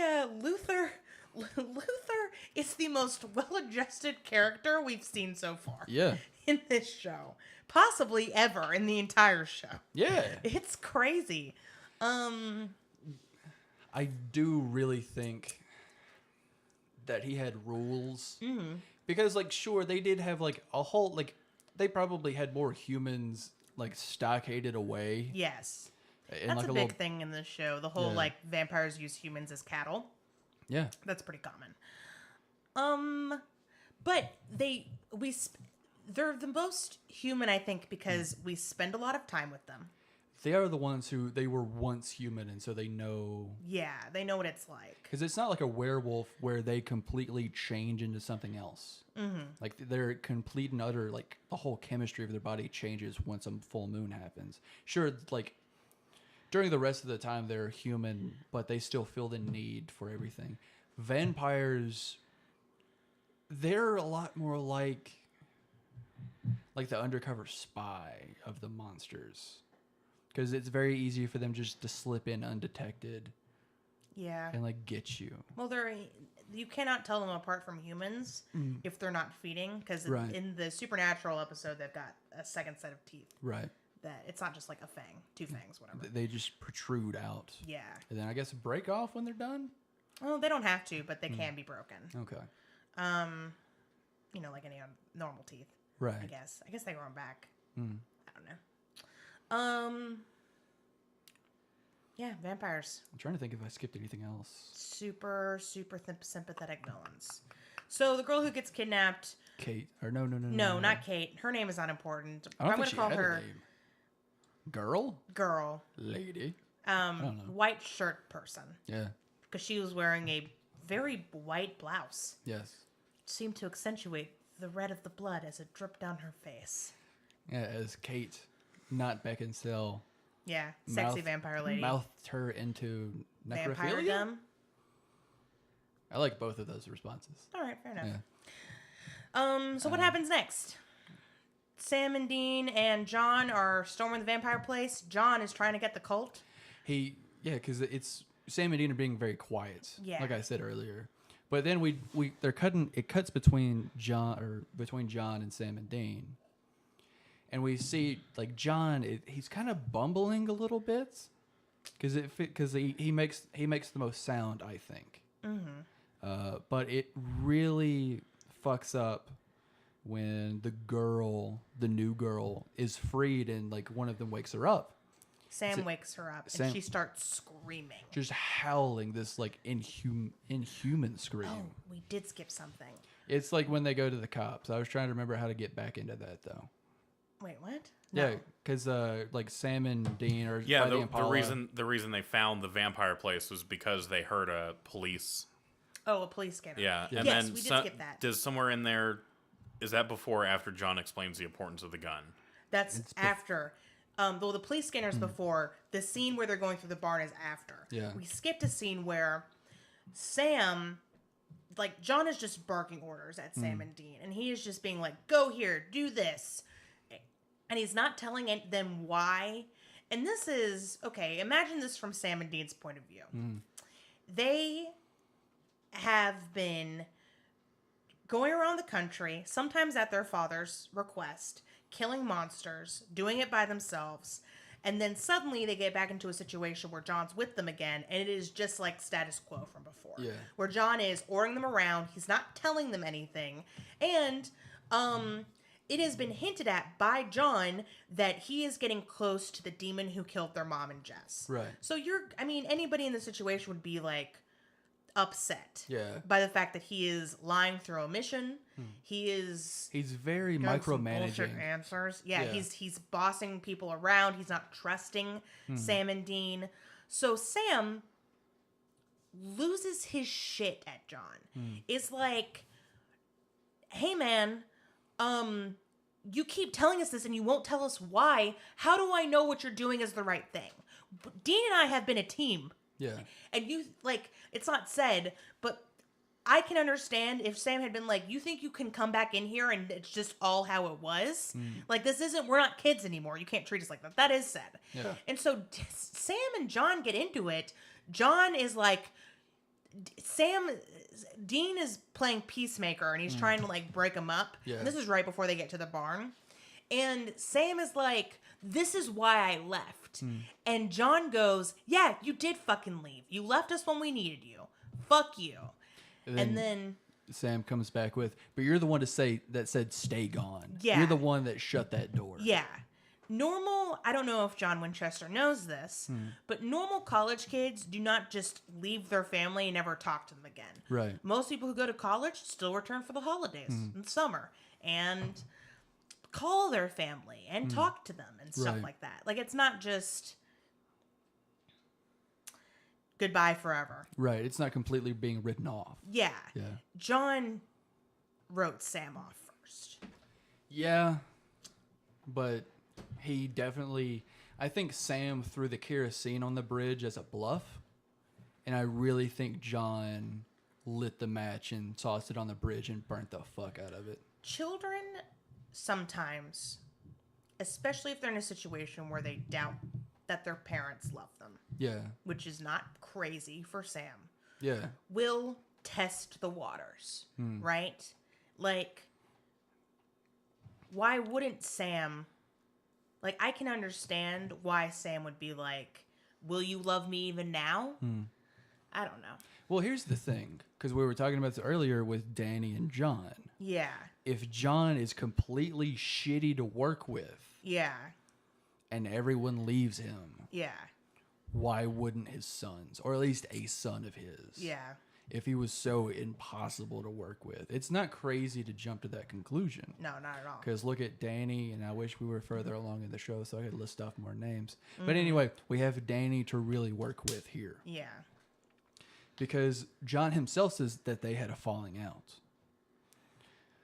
From what we've seen of John, most likely it was because he hints at being very reckless. And we really see like Sam and Dean really suggest that he's a very reckless hunter. He also used people to meet his ends. This is fucking very true. He seems more focused on the revenge and the mission and less on the saving people, especially in that barn scene. I think between his soldier background and his lust and his all for revenge attitude, he just wants he wants the story to end. Yeah. He wants it to end more than anyone else in the show. Do you think... Oh, never mind. Gets into spoiler territory. I'll ask it after we get... You can text it to me so Travis won't hear it. No, it's okay. I'll ask him when we get there. We're Okay. pretty close, so... We're not far. Travis, what do you think about all this? You still want John to get punched in the face? Yeah, a little bit. You kind of got that. Yeah, it almost happened. Yeah. Yeah. We haven't gotten to that yet, but yeah, what do you think about? How do you feel about John's relationship with everyone else? I mean, it's always very tense. I think you're right. John is a very like micromanageable kind of person. He's bossy. He wants to be in control all the time. Yeah. Yeah. He wants to control the people he's with. He's bossy. He's a micromanager. He takes risks, not necessary or unnecessary. And again, we only have this scene in the barn to go off of. But John does not help the people these vampires have been keeping as cattle. What does Sam and Dean immediately go after? They go after the victims. What does John go after? The gun. Yeah, that's very telling of all of their character. Yeah. And their integrities. Sam and Dean, at least for this point of the show, are about saving people. And hunting things. And hunting things. The family business. Damn right. John is about revenge. Yep. And that is a super key difference in their characters. Yeah. Kazuhira Miller. All for revenge. It's a joke for like Is 5. that a Metal Gear? It's a Metal Gear 5 reference. It's a Metal Gear reference. Metal Gear reference in general. Metal Gear. That's a hard thing to say 5 times. It is. Well, 4 times. do you know who John Winchester especially reminds me of? And like it just occurred to me. No. Because of his sociopathic, psychopathic tendencies and how he barks orders, and he wants to be the one constantly in control, and people really start to realize how risky and reckless he is. Ocelot. Good guess. Gendo Ikari. Also a good guess. Gendo. I don't know who that is, but He's Shinji's dad in Neon Genesis Evangelion, which is a series I cannot believe you haven't seen, Ben. But anyways, continue. Rick Sanchez. Oh, yes. Right? Although, is John a sociopath? Yeah, I very much believe so. Because of how no one can stand to be around him, and he's so focused on his own ends. I don't know if I agree I with that. completely mean C-137 Rick Sanchez. Like, Okay. like the one from the show. I don't mean like the... I can agree Yeah. that Rick and John are a lot alike. Yeah. And have a lot of qualities in common. Mm. I don't know if I think that John is a sociopath. And to be fair, I am not a psychologist. Yeah. And I think that term gets thrown around a lot. Mm. I think it's very easily said, much harder to really nail down. But I would put a few dollars on that bet. Yeah, I'm not totally. Yeah. Yeah, I mean, I can. Well, and okay, let's finish the sum up of the episode because I want to get to the scene between Sam and John. Which one? Anywho. The one where they are talking while Dean gets the blood. Okay. Actually, that's pretty fucking close. Because they deal with the cops. They deal with the... Yeah, well, they don't deal with the cops. Well, they don't, like, fuck with them. They do. They check out the scene where... Okay, so, in order. They figure out it's vampires. We see the vampires doing their little sexy dance thing. And then the sexy dance party. And then... and also we see the boyfriend get killed, and we get a reference to lock him in the cage, and we're like, what's in the cage? And it's more people. Yeah. And then Sam and Dean sleeping, John listening to a police scanner. That's where we find out about the car. And then Sam and Dean go check out the car, and they find the vampire tooth and more information about how vampires work in the supernatural universe. Yeah, because we see John go talk to the cops, and he makes Yeah. the boys stay by the Impala. Yeah, and the truck, like children. Like children. And then Sam and Dean in the Impala, and they're like, Sam's like, grumble, grumble. And you can see Dean at this point be like, come on, man. also grumble, grumble, but like peacekeeping wins out. Yeah. And then we go back to the barn, and White Blouse Girl gets turned into Sexy White Blouse Girl, and because she becomes a vampire due to Sexy Vampire Lady sexily killing her. Also, we get Luther being the most well-adjusted person in the show and not need to go out for revenge just because, some people died in his life. And then we get Sam being like, fuck you, Dad, and John being like, fuck you, Sam. And then we get... Oh, here's why the cult is important. Also, we're right outside the barn. Yeah. The cult's important because it's rumored to be able to kill any supernatural creature. So this is when they're going in, and Sam is freeing the new vampire girl. Yeah, sexy white blouse girl. Right. Who's and sexy because she's John a vampire. is creeping for the gun. Mm-hmm. But when John is reaching for the gun, that's when the girl wakes up, starts screaming, wakes up all the goddamn vampires, especially Luther, who throws John across the room. John grabs the bottle, throws the bottle at the window. Mm-hmm. It breaks open, and he yells at Sam and Dean to run. They make it to the cars first, and then like your blood is tensing, it's fucking pounding, your heart is. Mm-hmm. And they're like, "Where's Dad?" Yeah. And then he just saunters over to the truck. And he's like, "It's daylight, boys. They're not going to come for us, but they know we're sent, and that's for life." So they go back to... That's when they go back to the hotel. Yes. So, but John says, We know what we need to do next. Yeah. We need to go to a morgue. You need to find the local or the nearest funeral home. Yeah. And then Dean goes to the funeral home. And it's like Sam and John are in the hotel room. Yeah. And they have a nice heart to heart. It's the most humanizing conversation we've ever seen and possibly will see John Winchester have with Sam by himself. Yeah. I am about to say something super nice about John Winchester. Holy goddamn shit. I know. Anyhoozle.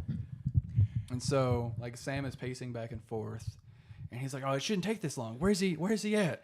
And like John's he's going through his papers, reading his notes, and that's when he tosses his pen down very softly. And he just says, "Sammy, there's something I've never told you, and I've always thought, and I'm always meant to tell you, that on the day you were born, you know what I did? I put $100 in a savings account. It was a college fund for you. This isn't the life I wanted for you. I wanted you to grow up, be a man, and do your own thing." And then, like, that's when, like, Sammy sits down, tears in his eyes. Yeah. Tears in John's. Scene. Very emotional. John is like, "I do this because I want to protect you. Right. I cannot stand the thought of losing somebody else close to me. Mm. And so when you went to college, I felt like you were going to be alone and that I wouldn't be able to protect you anymore. Right. And I never even thought about the fact that maybe you didn't want this life." Yeah. And then Sam is super emotional. Yeah. John is also, like, tears are in their eyes. This is possibly... It's a very warm scene between the two. Yeah. It's a very good scene for this episode. So far this season, this is the most emotional we have seen two Winchesters be with each other. Okay, maybe not. Maybe Dean and Sam have some moments. Brother to brother, we have seen it, or brother to brother, we have seen a few scenes. This is the first time, and it's a very surprising scene for John. But you knew it had to happen. This is the one scene where it makes him feel not very sociopathy. This is the nice thing I'm going to say about John. Mm-hmm. This is the most genuine I think we see his character. Yeah. It's the one time he's not fronting. Yeah. Because, okay. So, fuck, what was I going with this? Oh, I want to finish this sum up and like get into deep with this conversation because we have notes. We got to talk about vampires. We got a lot to cover. Yeah. So, and like Sam asks his dad at the end of the conversation, like very gleefully in like a very joking manner. So what'd you do with the money, the college fund money? Mm-hmm. And John goes, "Spend it all on ammo, son." Yeah. Like, and they of course laugh. he did. They laugh it off. And that's when Dean comes through and they're like, and he says, very heavy security to cover a bunch of dead guys. Mm-hmm. And then John's like, "Oh, you didn't get it?" He's like, "Oh, no, I got it." And like slams down, like not really slams, like sets down kind of hard. This very ornate, half-filled jar of blood. Yeah. I'm not a doctor, but that's there's more blood than that in the human body. Especially if there's a few dead guys. Well, I don't think he just drained a bunch of dead guys. I would have, Jesus. And it turns out what's in that jar? Dead man's blood. Okay, well, yeah, but for the episode. Dead man's blood. Dead man's blood. And they said the thing. Very next scene. This is when they were like, "We gotta wrap up this episode." Yeah. The very next scene is sexy vampire lady being like, "Hey, guy, want to come back to my place?" And the guy is Dean. It's like out in the middle of the road. Yeah. Car trouble. And Dean's like, "No, I'm not into necrophilia." Yeah. The scene is like quippy. Yeah. Like sexy vampire lady kisses Dean because she's a sexy vampire lady, and that's what sexy vampires ladies do. She picks him up by the chin. Yeah. Which like shows like she's got the superhuman strength and like shit like that. And then that's like the other, like Hank, I believe they said his name was, the large hulking black vampire dude. Yeah. He starts stepping up. He's just like, ugh. Like he's ready to kick some ass and take some names. Mm-hmm. And then like right after she kisses like Dean and kind of sets him back down, that's when we hear we hear a crossbow and we see it come through Hank's chest, and he falls to the ground. And then we hear another, And like we also hear another crossbow or another arrow or a bolt. And we see it come through Kate's chest. And she's like, oh, it's like, come on, man. I got to get rid of another shirt. Yeah. And then Damn it, I'm running out of shirts. It's not like many stores are open at night. Yeah, not a fucking caster. Amazon's not the juggernaut it is today. Very true. Or it will be in a couple of years. And then that's when John and Sam come out of the woodwork. Yeah, literally, it's a forest. Literally. And so she's like, oh, I mean, come on, man. And he's like, nah, dead man's blood. That's like poison to you, right? Yeah, okay, but here's the thing. Yeah. She's just kind of standing there. Yeah. And later we see her, like, take out John with a hit. So why the fuck is she standing there? Because she's poisoned. No. Yeah, but later when she's poisoned, she takes out John. She knocks him to No, the the ground. poison is worn off by then. Yeah. Because he said the poison's only going to last like 30 minutes. Okay, Yeah. sorry. I thought he said it killed her in 30 minutes. You're right. No, Never mind. yeah. Excuse me. Pardonnez-moi. Because That's me bad. they take this moment because they decapitate Hats Off to Hank. Yeah. And so they dispatch him, and then they take her and like tie her up and take her to like a fire. And like John lists off a few herbs, one of which was saffron to cover their scent. Yeah, most expensive spell in the show. Fucking A. For those of you who don't know, a 1 ounce tin of saffron is $100. Damn.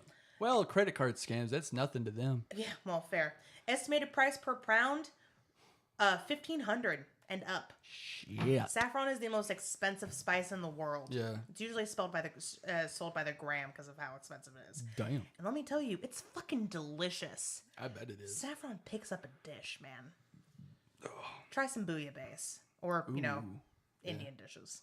And so they tie her up, take her to they cover their scent with all the herbs and spices, all 11 of them. And so you're welcome. And that's when we see what, like the shitty vampire, he comes back to Luther. And yeah, we haven't mentioned him, but there's this, I'm going to call him fuckboy vampire because he is the fucking worst. Yeah, it's with the 2 eyes and He no makes eye. White Blouse Girl, before she becomes sexy White Blouse Girl, drink from a beer bottle, and then she spits it back in her. He's just uncomfortable. He looks like he has a pocket full of roofies at all times. Yeah, for no reason, because he's a vampire, and he can just dominate people. Yep. With his vampire strength. and so, weird eyes. I don't know. He comes back to Luther saying that he found Kate's car and Luther's dead body next to it. Or Hank's dead body. Or Hank's, Hank's dead body next to it. I don't like to think of him as Hunk. Yeah. Because he was an attractive man. That is more of a, well. And so, Fuckboy tells Luther that he finds Hank's dead body, no Kate, but Kate's car. And then he was like, well, they speculate who picked him up and shit like that. And then like they hear this truck on the highway, and like Fuckboy is like, oh, that's just a truck on the highway. And Luther's like, Kate's in that truck.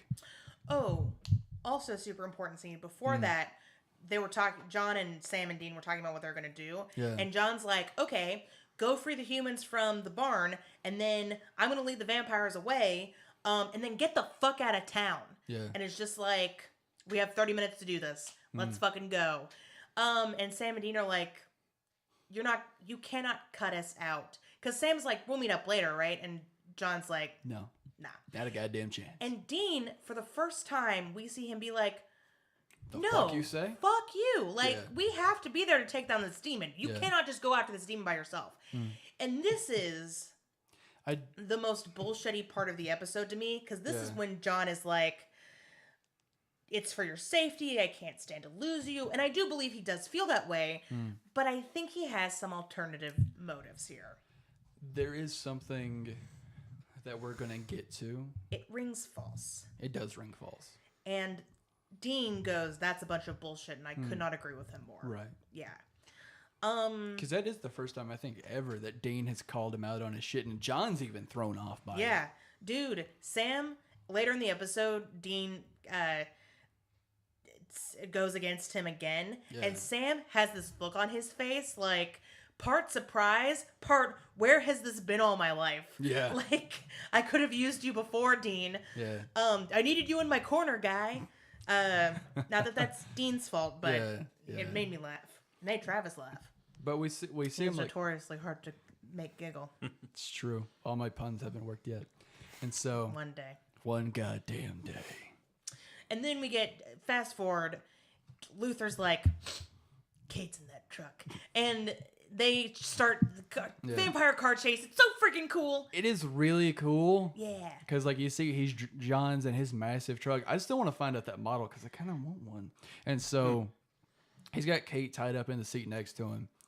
And, like, you see, like, the Corvette that Luther is in and, the older Camaro that we'll see used for other things later. And so those two are chasing John. And he sees him, like, in the rear view. And they make a point to even show the cars are in the rear view. And then, like, the third time he checks, they just disappear. Now, I'm willing to believe that they carved out a shortcut through the woods to get the cars through. Yeah. And I understand that vampires move really goddamn quick. Hold on. Is it possible that they used vampire magic? I don't believe that vampires have the power to alternate the laws of physics. Well, all right then.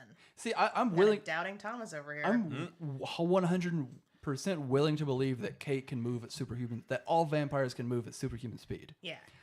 I am not willing to believe that they somehow can make a car fly immediately, like a half a mile ahead up of the road, and then have it facing the other direction, and then they're all out of it.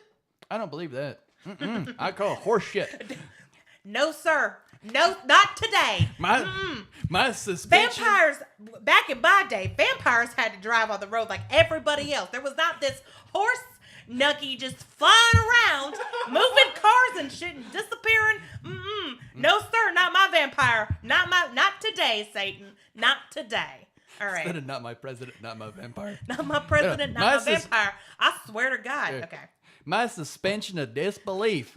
It stops at moving cars at superhuman goddamn speeds. He may have had an LS6 swap in that Corvette with the turbocharger. If you are Wonder Woman, all right, and it is the invisible jet you have described as a car, maybe we can talk. But these vampires are not Wonder Woman, all right? Shit. Shit fire. I mean, goddamn. I think that's the best impression you ever done. That was really good. Thank you. Oh my God. Thank you. Thank you. Thank you. If I was a redneck lady, I'm halfway there. But hey. Oh, can we talk about the best scene in the show? The best scene of all time. We're getting there pretty quick because that's when like John is pulled up. He sees the Corvette and the Camaro facing him. We're talking about two different best scenes. Oh, we're getting there. We're getting there. We're working our way. All right, fine. Go on. And so he gets out of the car, and like Luther's yelling at him to come out of the car, like nice and slow. But little to Luther's knowledge, John has a ploy. And he pulls Kate. He pulls her out of the car. He's got her tied up, all right, like around her hands mainly, and he's got a dagger holding around her neck. Yeah. And John demands. He's like, all right, I'll make you a trade. I got Kate for the Colt. K sounds all around. I'll swap you for it.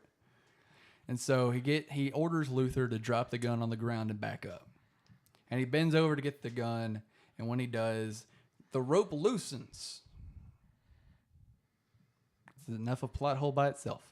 Anywhoozle, he bends down, he picks up the Colt. Kate gets free, smacks him upside the goddamn face, and then that's when Luther, like, kind of like shoryukens, like John in the goddamn face, and he flies into the open door of the truck and just he takes a good truck punch to the face. It's not exactly what you wanted, Travis. Yeah, but it's close enough to be fun because it breaks the glass, it bloodies his face, and then like John is just about to square off with him. And then that's when we hear a few shots of the crossbow, and a few of them jobber vampires take it to the chest. Yeah. Like prison. And Even so then we're jobbing a lot today. they were. John Winchester was like a bitch. Yeah. Yeah, because right before he gets knocked down to the ground, I said, you know what? I honestly believe that John Winchester's such a badass he could kill all these vampires by himself. And then 2 seconds later, he was unconscious. And I was like, what the fuck? You have failed me, John. Yeah. You have failed me. But it was kind of like John threw a wake-up super and just leveled. Because he took an assist to make a Marvel vs. Capcom reference. He got a nice assist from Dean and Sam. Dean lands his. Sam kind of takes it to the face and loses some red health. Yes. And then Luther gets Sam in a bind. He gets him in a bind, and he tells Dean to drop his machete. Yeah. And we see Dean drop his. And that's when, I think John, he throws out some quip. I don't remember what it was. He's basically like, fuck you. Basically a good old hearty fuck you. And that's when, Yeah. like, Luther's still holding Sam. I think Luther says, don't, you monsters, we have as much right to live as you. Yeah. And John's like, not in my book. And just one slow motion bullet just clicks or pulls the trigger. Yeah. And we see like the numbered bullet. It's like very Wanted style, where it just curved, and we kind of see the number. I think it was bullet number 7, and we see it slowly just nail Luther like right in the fucking forehead, and it makes. We haven't seen a bullet wound like this in Supernatural yet. It's very ashen and burnt. And we see Luther kind of just get like dazed from it. You know what it reminds me of? What's that? It reminds me of the ash you get on your forehead at Ash Wednesday. Okay, that's not where I thought you were going to go with it. Oh, okay. All right, That's fair what enough. it reminds me of. Cool. I thought you couldn't pick an anime reference or something. No. All right, fair enough. No gunslinger girl. No witchblade. Okay. No. Why Gunslinger Girl? I don't know. Does that happen in Gunslinger Girl? I don't know. I've seen Gunslinger Girl. It's the one anime other than Trigun that has gun in the name that I can know of. Well, there's also Gun X Sword. Gun Sword. That sounds cool. I have no idea what the fuck that is. Anywho, That's pretty good. You should check it out. Okay. Luther takes a bullet to the face. Mm-hmm. I'll put it on my Netflix. He takes a bullet to the face. It's on Hulu. I don't have Hulu. I'm sorry.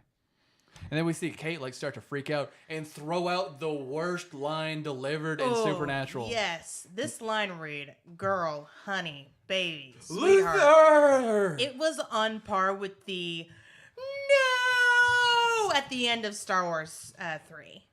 Or the good old classic from Trolls 2.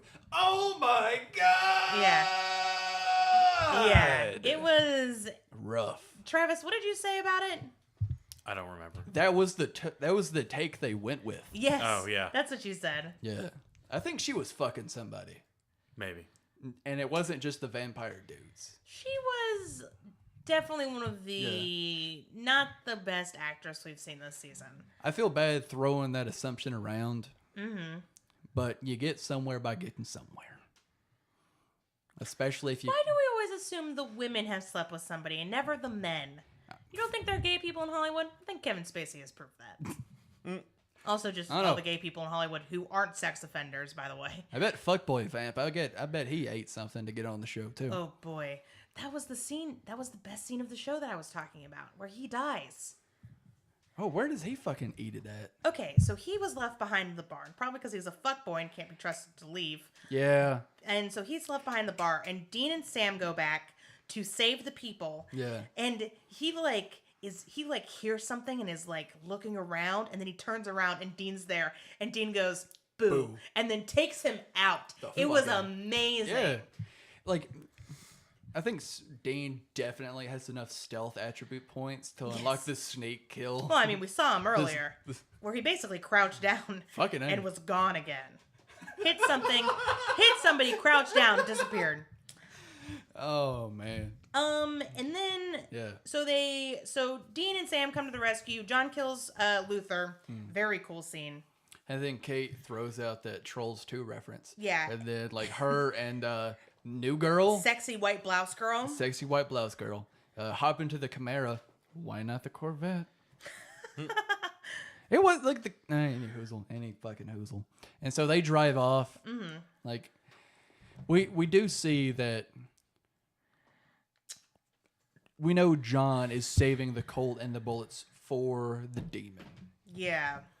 We also see him, like, he makes a sacrifice of something very important to him to save Sam. He uses one of the obviously limited bullets to kill a vampire.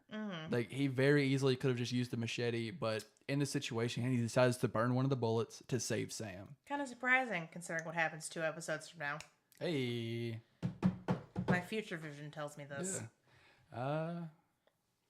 And that's when... John's like, you ignored a direct order. And Dean's like, yeah, fuck you. We saved your butt. And John's like... Fair enough. Cool. Yeah. And then they're like... John learns a lesson that every anime protagonist has learned by the age of 14, which is that you are stronger together. And John basically has like a... You're right. I'm doing this. Yeah. Because my friends believe in me. Friends need me. And I believe in them. And that's why I have to fight you. I have to take you down. We have to fight together to take you down. And I'm going to do it with my father's sword. If there's one thing my father taught me, it's that all life is precious. Except for yours, bad guy I'm about to kill. Fuck you. That was a reference to a typical shonen anime boy speech. By the way. Spot fucking on. Thank you. Oh my god. Thank you. Do you think you. Yu Yu Hakusho music is copyrighted enough that we Yes. could? Okay. Yes. But it's like the music when Yusuke, he's been like knocked to the fucking ground. Yeah, and then he stands back up. He's using his life energy to kick some ass. Yeah. That bum bum bum. Yusuke wouldn't do something like that. He would be like, I don't care if I die as long as you're dead. Yeah. As long as you die too. Yusuke is... Welcome to our Yu Yu Hakusho podcast. Yes. Welcome back to Yu Yu Hakusho with Ari, Ben, and Travis. Welcome to Yosuke Cast. Yusuke Cast. Yoscast. Welcome to Purr to Purr. Welcome to Poltergeist Report, the Poltergeist Report. Welcome to the Bui and Shu Cast. Who's Bui and who's Chu? Hey. All right, and the Boy. episode ends with John being like... He comes to a Let's hang out. realization that they have to work together. Yeah. Yeah. And that leads us into the next episode. Because we get that nice little, that supernatural, like, shady post-grunge. Yeah, that like riff. Yeah. Lick. So let's talk about some deets. Let's talk about some deets. Travis, what do you think about this episode? You've been quiet. Yeah, I'm make you talk. I'm getting kind of tired. Oh, I'm sorry. We're doing this. We're recording this at 1:30. 1:09. Goddamn. Yeah, AM. there's some other things, but I don't know. Skip me. Okay. I really like this episode. I think We're wrapping up towards the end. the Sonic/chili dog reference is poignant. I fucking love chili dogs, and this episode, I don't like chili dogs all the time, but I do love me a good chili dog. You're just thinking about chili dogs because you ate a chili dog I tonight. want another one. I'll be honest. That was a good chili you just dog. want a chili dog. Yeah. Okay. So, yeah, what we're getting at is the vampires are cool. Yeah. They are, well, they're lame cool. They're 2004 cool. In this episode, they are very 2004 cool. Yeah, with the clothes and the attitude and the I'm an outsider-y, something that would be capitalized very shortly afterwards by Stephanie Meyer in Twilight. Very true. In fact, I can kind of see a direct path from Interview of a Vampire or Lost Boys. Well, Interview of a Vampire came first. Lost Boys.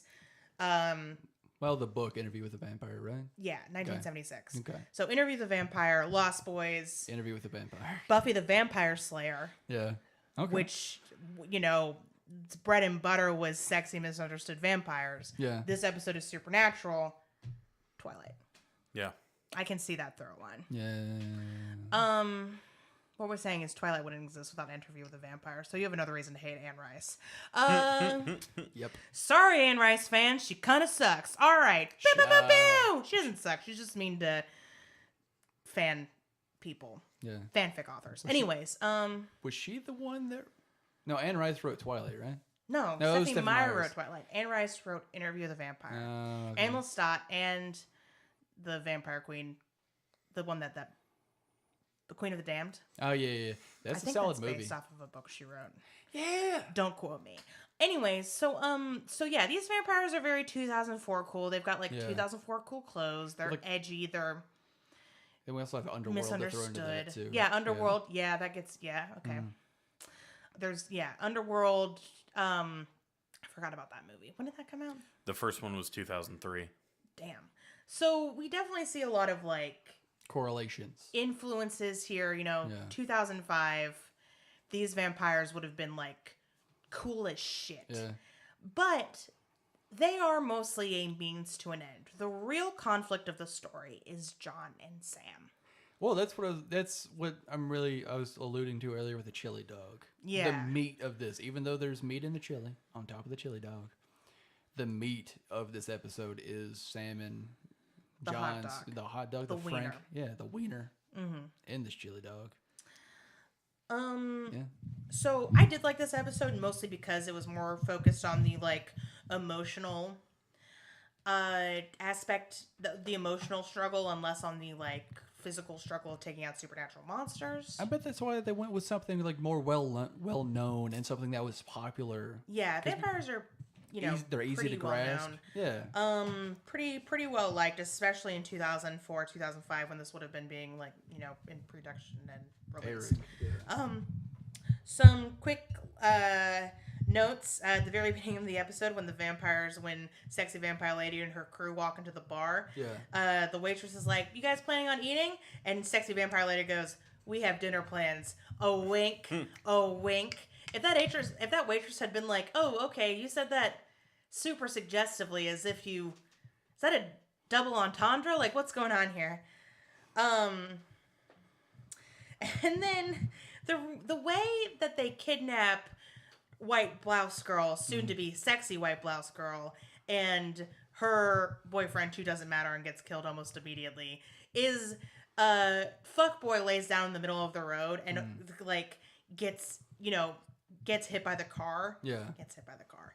And they're like, they don't hit him, but white blouse girl is like, "God, go check and make sure he's okay." And ineffectual boyfriend guy is like, "Call 911. And I wrote down, and then fuckboy kidnaps them. And I wrote down, this is why you don't help people. Yeah. If you find a dead body in the street, you step over that body. Because guess what? They're all vampires. Happens in New York every goddamn day. Every day. You just leave them be. Yeah. You cross that dead body when you get there. Mm-hmm.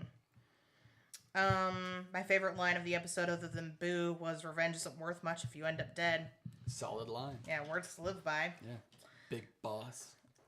And those are pretty much all the random stray observations I have. I really enjoyed this episode. Obviously, it's very like plot-wise important because this introduces the cult. It's very exposition heavy, which would have been the cheese on the hot dog. I have a question for you guys. What's that? What do you guys think of the cult as a plot device? It seems like a bit of a Deus Ex Machina. Yeah.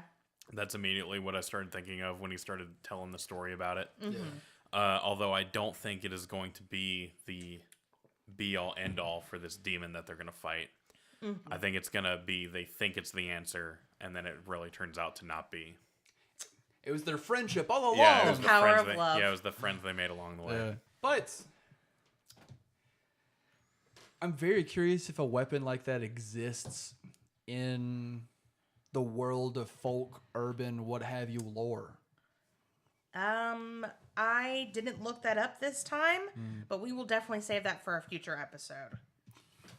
It's not like it's not going to show up again. Yeah, it's not like that gun is just like gone forever. Yeah. It's a main plot point in the next 2 seasons. Fucking A.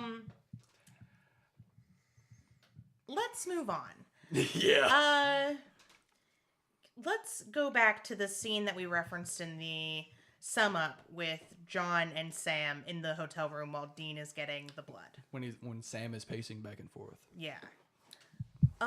So I said that this is the first time I felt that John has been genuine throughout this episode. And I actually was reminded of something that I was planning on talking about anyways that we've kind of touched on, which is the idea that when you are drowning, you will, or when you are starving, you will eat crumbs. Yeah. When you are drowning, you will hold on to anything to stay above water. Yes. And that is true.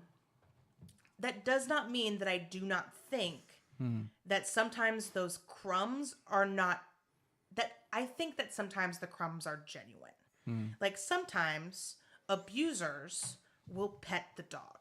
Yep. And it's not always a manipulative action. Right. The consequence of it can be very manipulative because it can convince the abusee that like, oh, they are a good person, they do love me. Yeah. You know, they care about me, I should stay with them. But I think that sometimes abusers are not aware that they're abusive, or maybe they are aware and they're so ashamed by this that they, you know, act kind. Right. But just because you're in an abusive relationship with somebody, that doesn't mean that every moment you've had is just garbage. Yes. It's just their boot on your neck. And I think you get to a point with Stockholm Syndrome where you welcome the foot on your neck because at some point the wires get crossed and you make that feel like affection. Well, yeah. Yeah.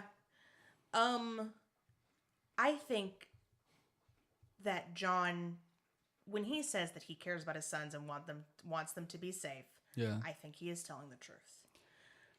Yeah. I think he has also, at the same time, forced them into a horrific lifestyle from a very young age, taken away their innocence, and treated them like soldiers, used them as bait, tore them down whenever they started to stand up. Yep. Those two things can exist at the same time. People are complicated. John was a Marine, right? Yes. That answers a lot of questions. Yeah, I mean, not saying that Marines are like abusive or whatever, but I'm not saying all Marines are abusive. I'm not saying anything like that. I'm just saying from what you've seen of like a boot camp with Marines. not a whole lot.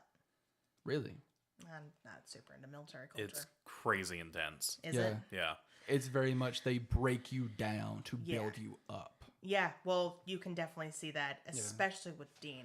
Well, the line that when John says that he's at some point he stopped being their father and became their drill sergeant. Yeah, that rings true. Yeah. And the scene, what really got to me about this scene is that you can feel John's regret for how they were raised. It's palpable. The tragedy is that he really did want better for his sons, but he couldn't put aside his obsession, his lust for revenge, his obsession to do that. Yep. And that was the most heartbreaking scene with Sam in this episode. The most heartbreaking moment with Dean is when he gets between Sam and his father and John. Can you imagine like a 13-year-old Dean doing that for a 9-year-old Sam? I think it took and a 30-year-old John. I think it took all of 25, 24, 26 years of Dean to have the strength to stand between his brother and his father during a fight. I really think it took a lot of him to be able to feel strong enough to do that. When at first, especially when he was like, "Hey, you need to cool off, Sam." Yeah. And he turns around and he looks John dead in the fucking eyes and says, "That means you too." Yeah. And like you kind of see John is like taken aback. It's a well-crafted scene. The Dean's weakness, and this is not me blaming Dean, okay? No.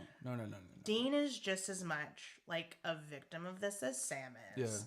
Yeah. I think that the real differences between Dean and Sam's childhood is that Sam was probably alone most of the time, and Dean wasn't.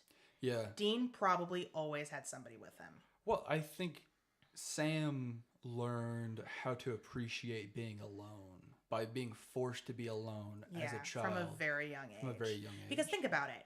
Dean goes off to school. Yeah. What's John doing? Okay, we know from a very young age that Dean is forced into this caretaker role for Sam. Yeah. Now, he doesn't perform it perfectly because he is a child and he shouldn't have that responsibility. He did the best that he could. Well, as a yeah, child. this is Yeah, not yeah, me yeah, shitting yeah, on yeah. Dean. Like, later I will Yeah. shit on Dean. Right. This is not it right now. Okay. Right? This is, and later I will shit on Sam too. They both make mistakes. Like, they are fucked up people. We could spend all hours of the wee morning shitting on all three of them. They all have their own faults. Yeah. I do have, like, what was your point? But Sam is definitely like when Dean goes away to school, you think John is there taking care of Sam? Fuck no. No. Well, He's like, off doing... taking care of, yeah. Yeah, like, I think that Sam got left behind in a lot of ways. We're gonna see later on how right you are with that. Yeah. Because at some point, Dean is big enough to help John. Yeah. Sam isn't. Yeah. Or will not be. So Dean is thrust into this peacemaker role every Yeah. time Sam and John Get fight. into it. And what changes is that because he spent this quality time with his brother without their father, Right. and because they have grown and changed as people and as hunters, he is able to stand up to John. Right. And that, the heartbreak comes from having to see Dean get between his brother and his dad. Yes. And the moment where you stand up his chair and seeing Dean be like, back the fuck up, Dad. We see a lot of character growth in this episode. Yes. We with see John and Sam and Dean. Definitely all three of them. Like, we see Sam really start to appreciate and understand their father. Yeah. We see John finally open up and, like, actually grow and try to repair and build the bridge back that they lit and burnt to the ground. Mm-hmm. You speak a lot of Sam's loss of agency throughout the series. Yeah. Something, I'm not saying that it's criminally missed, but it kind of is.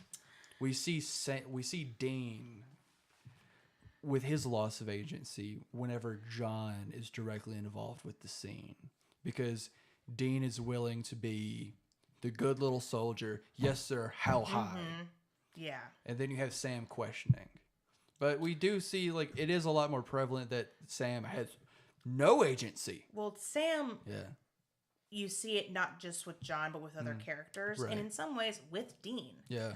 which we will get to a couple of years from now. Remember this conversation, everybody. Mark it on your 2019 calendar. Yes. 2020. Dean, his sense of self gets lost with whenever John's around. Yeah. Because he finds it easy to just go along. Yeah, and but not he fight. does get out from under John's thumb, Yeah. and we do see him come into his own. Yeah. The difference is the reason why Sam's loss of agency gets brought up, and not so much Dean's sense of self, Yeah. is that Dean comes into his own, Sam keeps getting knocked down, Yeah. That is very true. and it happens a lot. I'm definitely not trying to diminish. Oh no, Yeah, I know you're not, yeah. and that's the thing is, like, we can talk about Sam and his relationship with his father. We haven't talked so much about Dean and his relationship with his father, and I think in these next 2 episodes we really should. The next couple of seasons, we really the next season, we really should. Yeah, I agree. Yeah. Oh, absolutely. Question. Where are we on time for this part? We are coming up on Hour 3. 2 hours and 25 minutes. Okay, then I say we do not do the vampire part. Yeah. And we just Vampires sorta are end it now. self-explanatory. Yeah. Yeah. We don't. There's no. Vampires come up later. We spoke enough about vampires throughout the synopsis, I believe. Especially with how they cover vampires in this iteration. Yeah, or so far, because it's the one that's really amorphous throughout the show. Yeah. We'll talk. We'll go more into vampires next season. Yeah. With the introduction of a very interesting character. I really think with our Freaks of the Weeks episodes, when we do have reoccurring monsters, we can kind of talk about how they change. Yeah, that's and true. grow with the show. And how they become, level 1 video game characters over time. Well, it's really more like evolutions or Pokemon evolutions as the show goes. Yeah. Because the jobbers have to grow too. You can't just make them one hitters and just keep using them. That's just boring. Yeah. You have to grow along with the show to make it interesting. Okay. But is there? So let's cut this part out. Okay. Pick up here. So that's it for Dead Man's Blood. I hope you guys enjoyed it. I want to give a quick announcement. We're coming up on the season finale, and we've planned something very special. Yes. It's gonna be hype. It's goddamn It's fun. gonna be We gotta so get much hyped for it. fun. Yeah. Be excited. But something I want to go ahead and let you guys know is that the season finale is going to be a 2-part episode on our part. We are both watching both Salvation. Well, it's going to be a double, not a 2-part. It's going to be a double episode. Yeah, It's gonna be a double Sorry, because I'm it's going to tired. be one episode for both Yeah, of we're these doing finale Salvation episodes. and Devil's Trap at the same time. Get hyped. It's gonna be an extra, or it's gonna be an episode with something extra and something extra. Yeah. Lots of extra stuff. So,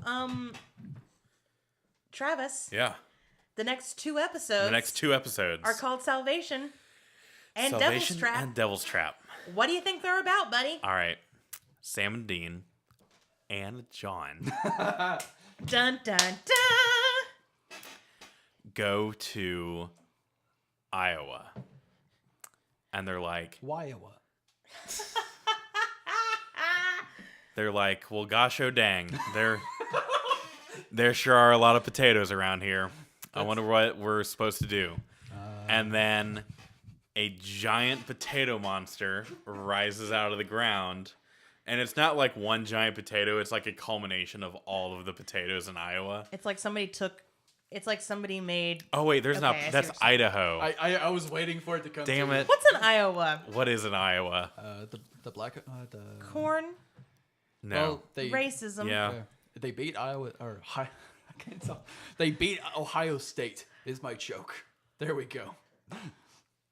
A great writing. The number 1 MFA program for creative writing in the country. Yeah. Ohio State or Iowa? Iowa University. Okay, let me start over. Okay. Sam and Dean Okay. and John Okay. go to Iowa. Okay. And they're like, well, gosh, oh dang. What is even here? And someone walks up and is like, well, we make a standardized test. And they're like, well, that sounds boring. So then they summon the devil and catch him in a Pokeball. It's only a goddamn Ultra Ball too. Yeah. And Well, Mark Pellegrino is there. Our Pellegrino's there. And he's like, I'm going to come back as a hallucination later. Bye-bye.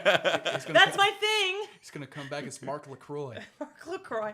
He's going to come back as Mark San Pellegrino. Using all of these jokes eventually. Yeah, you guys haven't seen a picture of her updated whiteboard, but Just- it's a bunch of skit ideas and Mark Pellegrino related jokes. Yes. Mark Pellegrino Related puns. specifically Mark mineral water, not mineral water. Mark Sparkling Mark Water. Sparkling water Yeah. related jokes. Mark San Pellegrino. Mark And- LaCroix. Mark. Mark Tonic Water, Mark Perrier, and then Mark Vega. Yeah. Mark Perrier is the most poignant. Mark Perrier. We have fun here, is what I'm saying. Guys, thank you so much for listening. If you want to check us out, you can at Hey Assbutt on iTunes, not iTunes. I'm tired. Instagram, Twitter, Tumblr, and email us at heyassbuttpodcast@gmail.com. Check us out on iTunes and Google Play and Stitcher, and leave us a review. Rate us and review us, please, because that is how we get the show out to even more people. Yeah. So excited for next week, the season finales. We did it, We did it. or we're going to do it. We're going to Gonna do it. goddamn. It's going to do it. happen. So, We're making it happen. don't die. Yeah. And have fun. Or, do what I'm talking about. And until next time.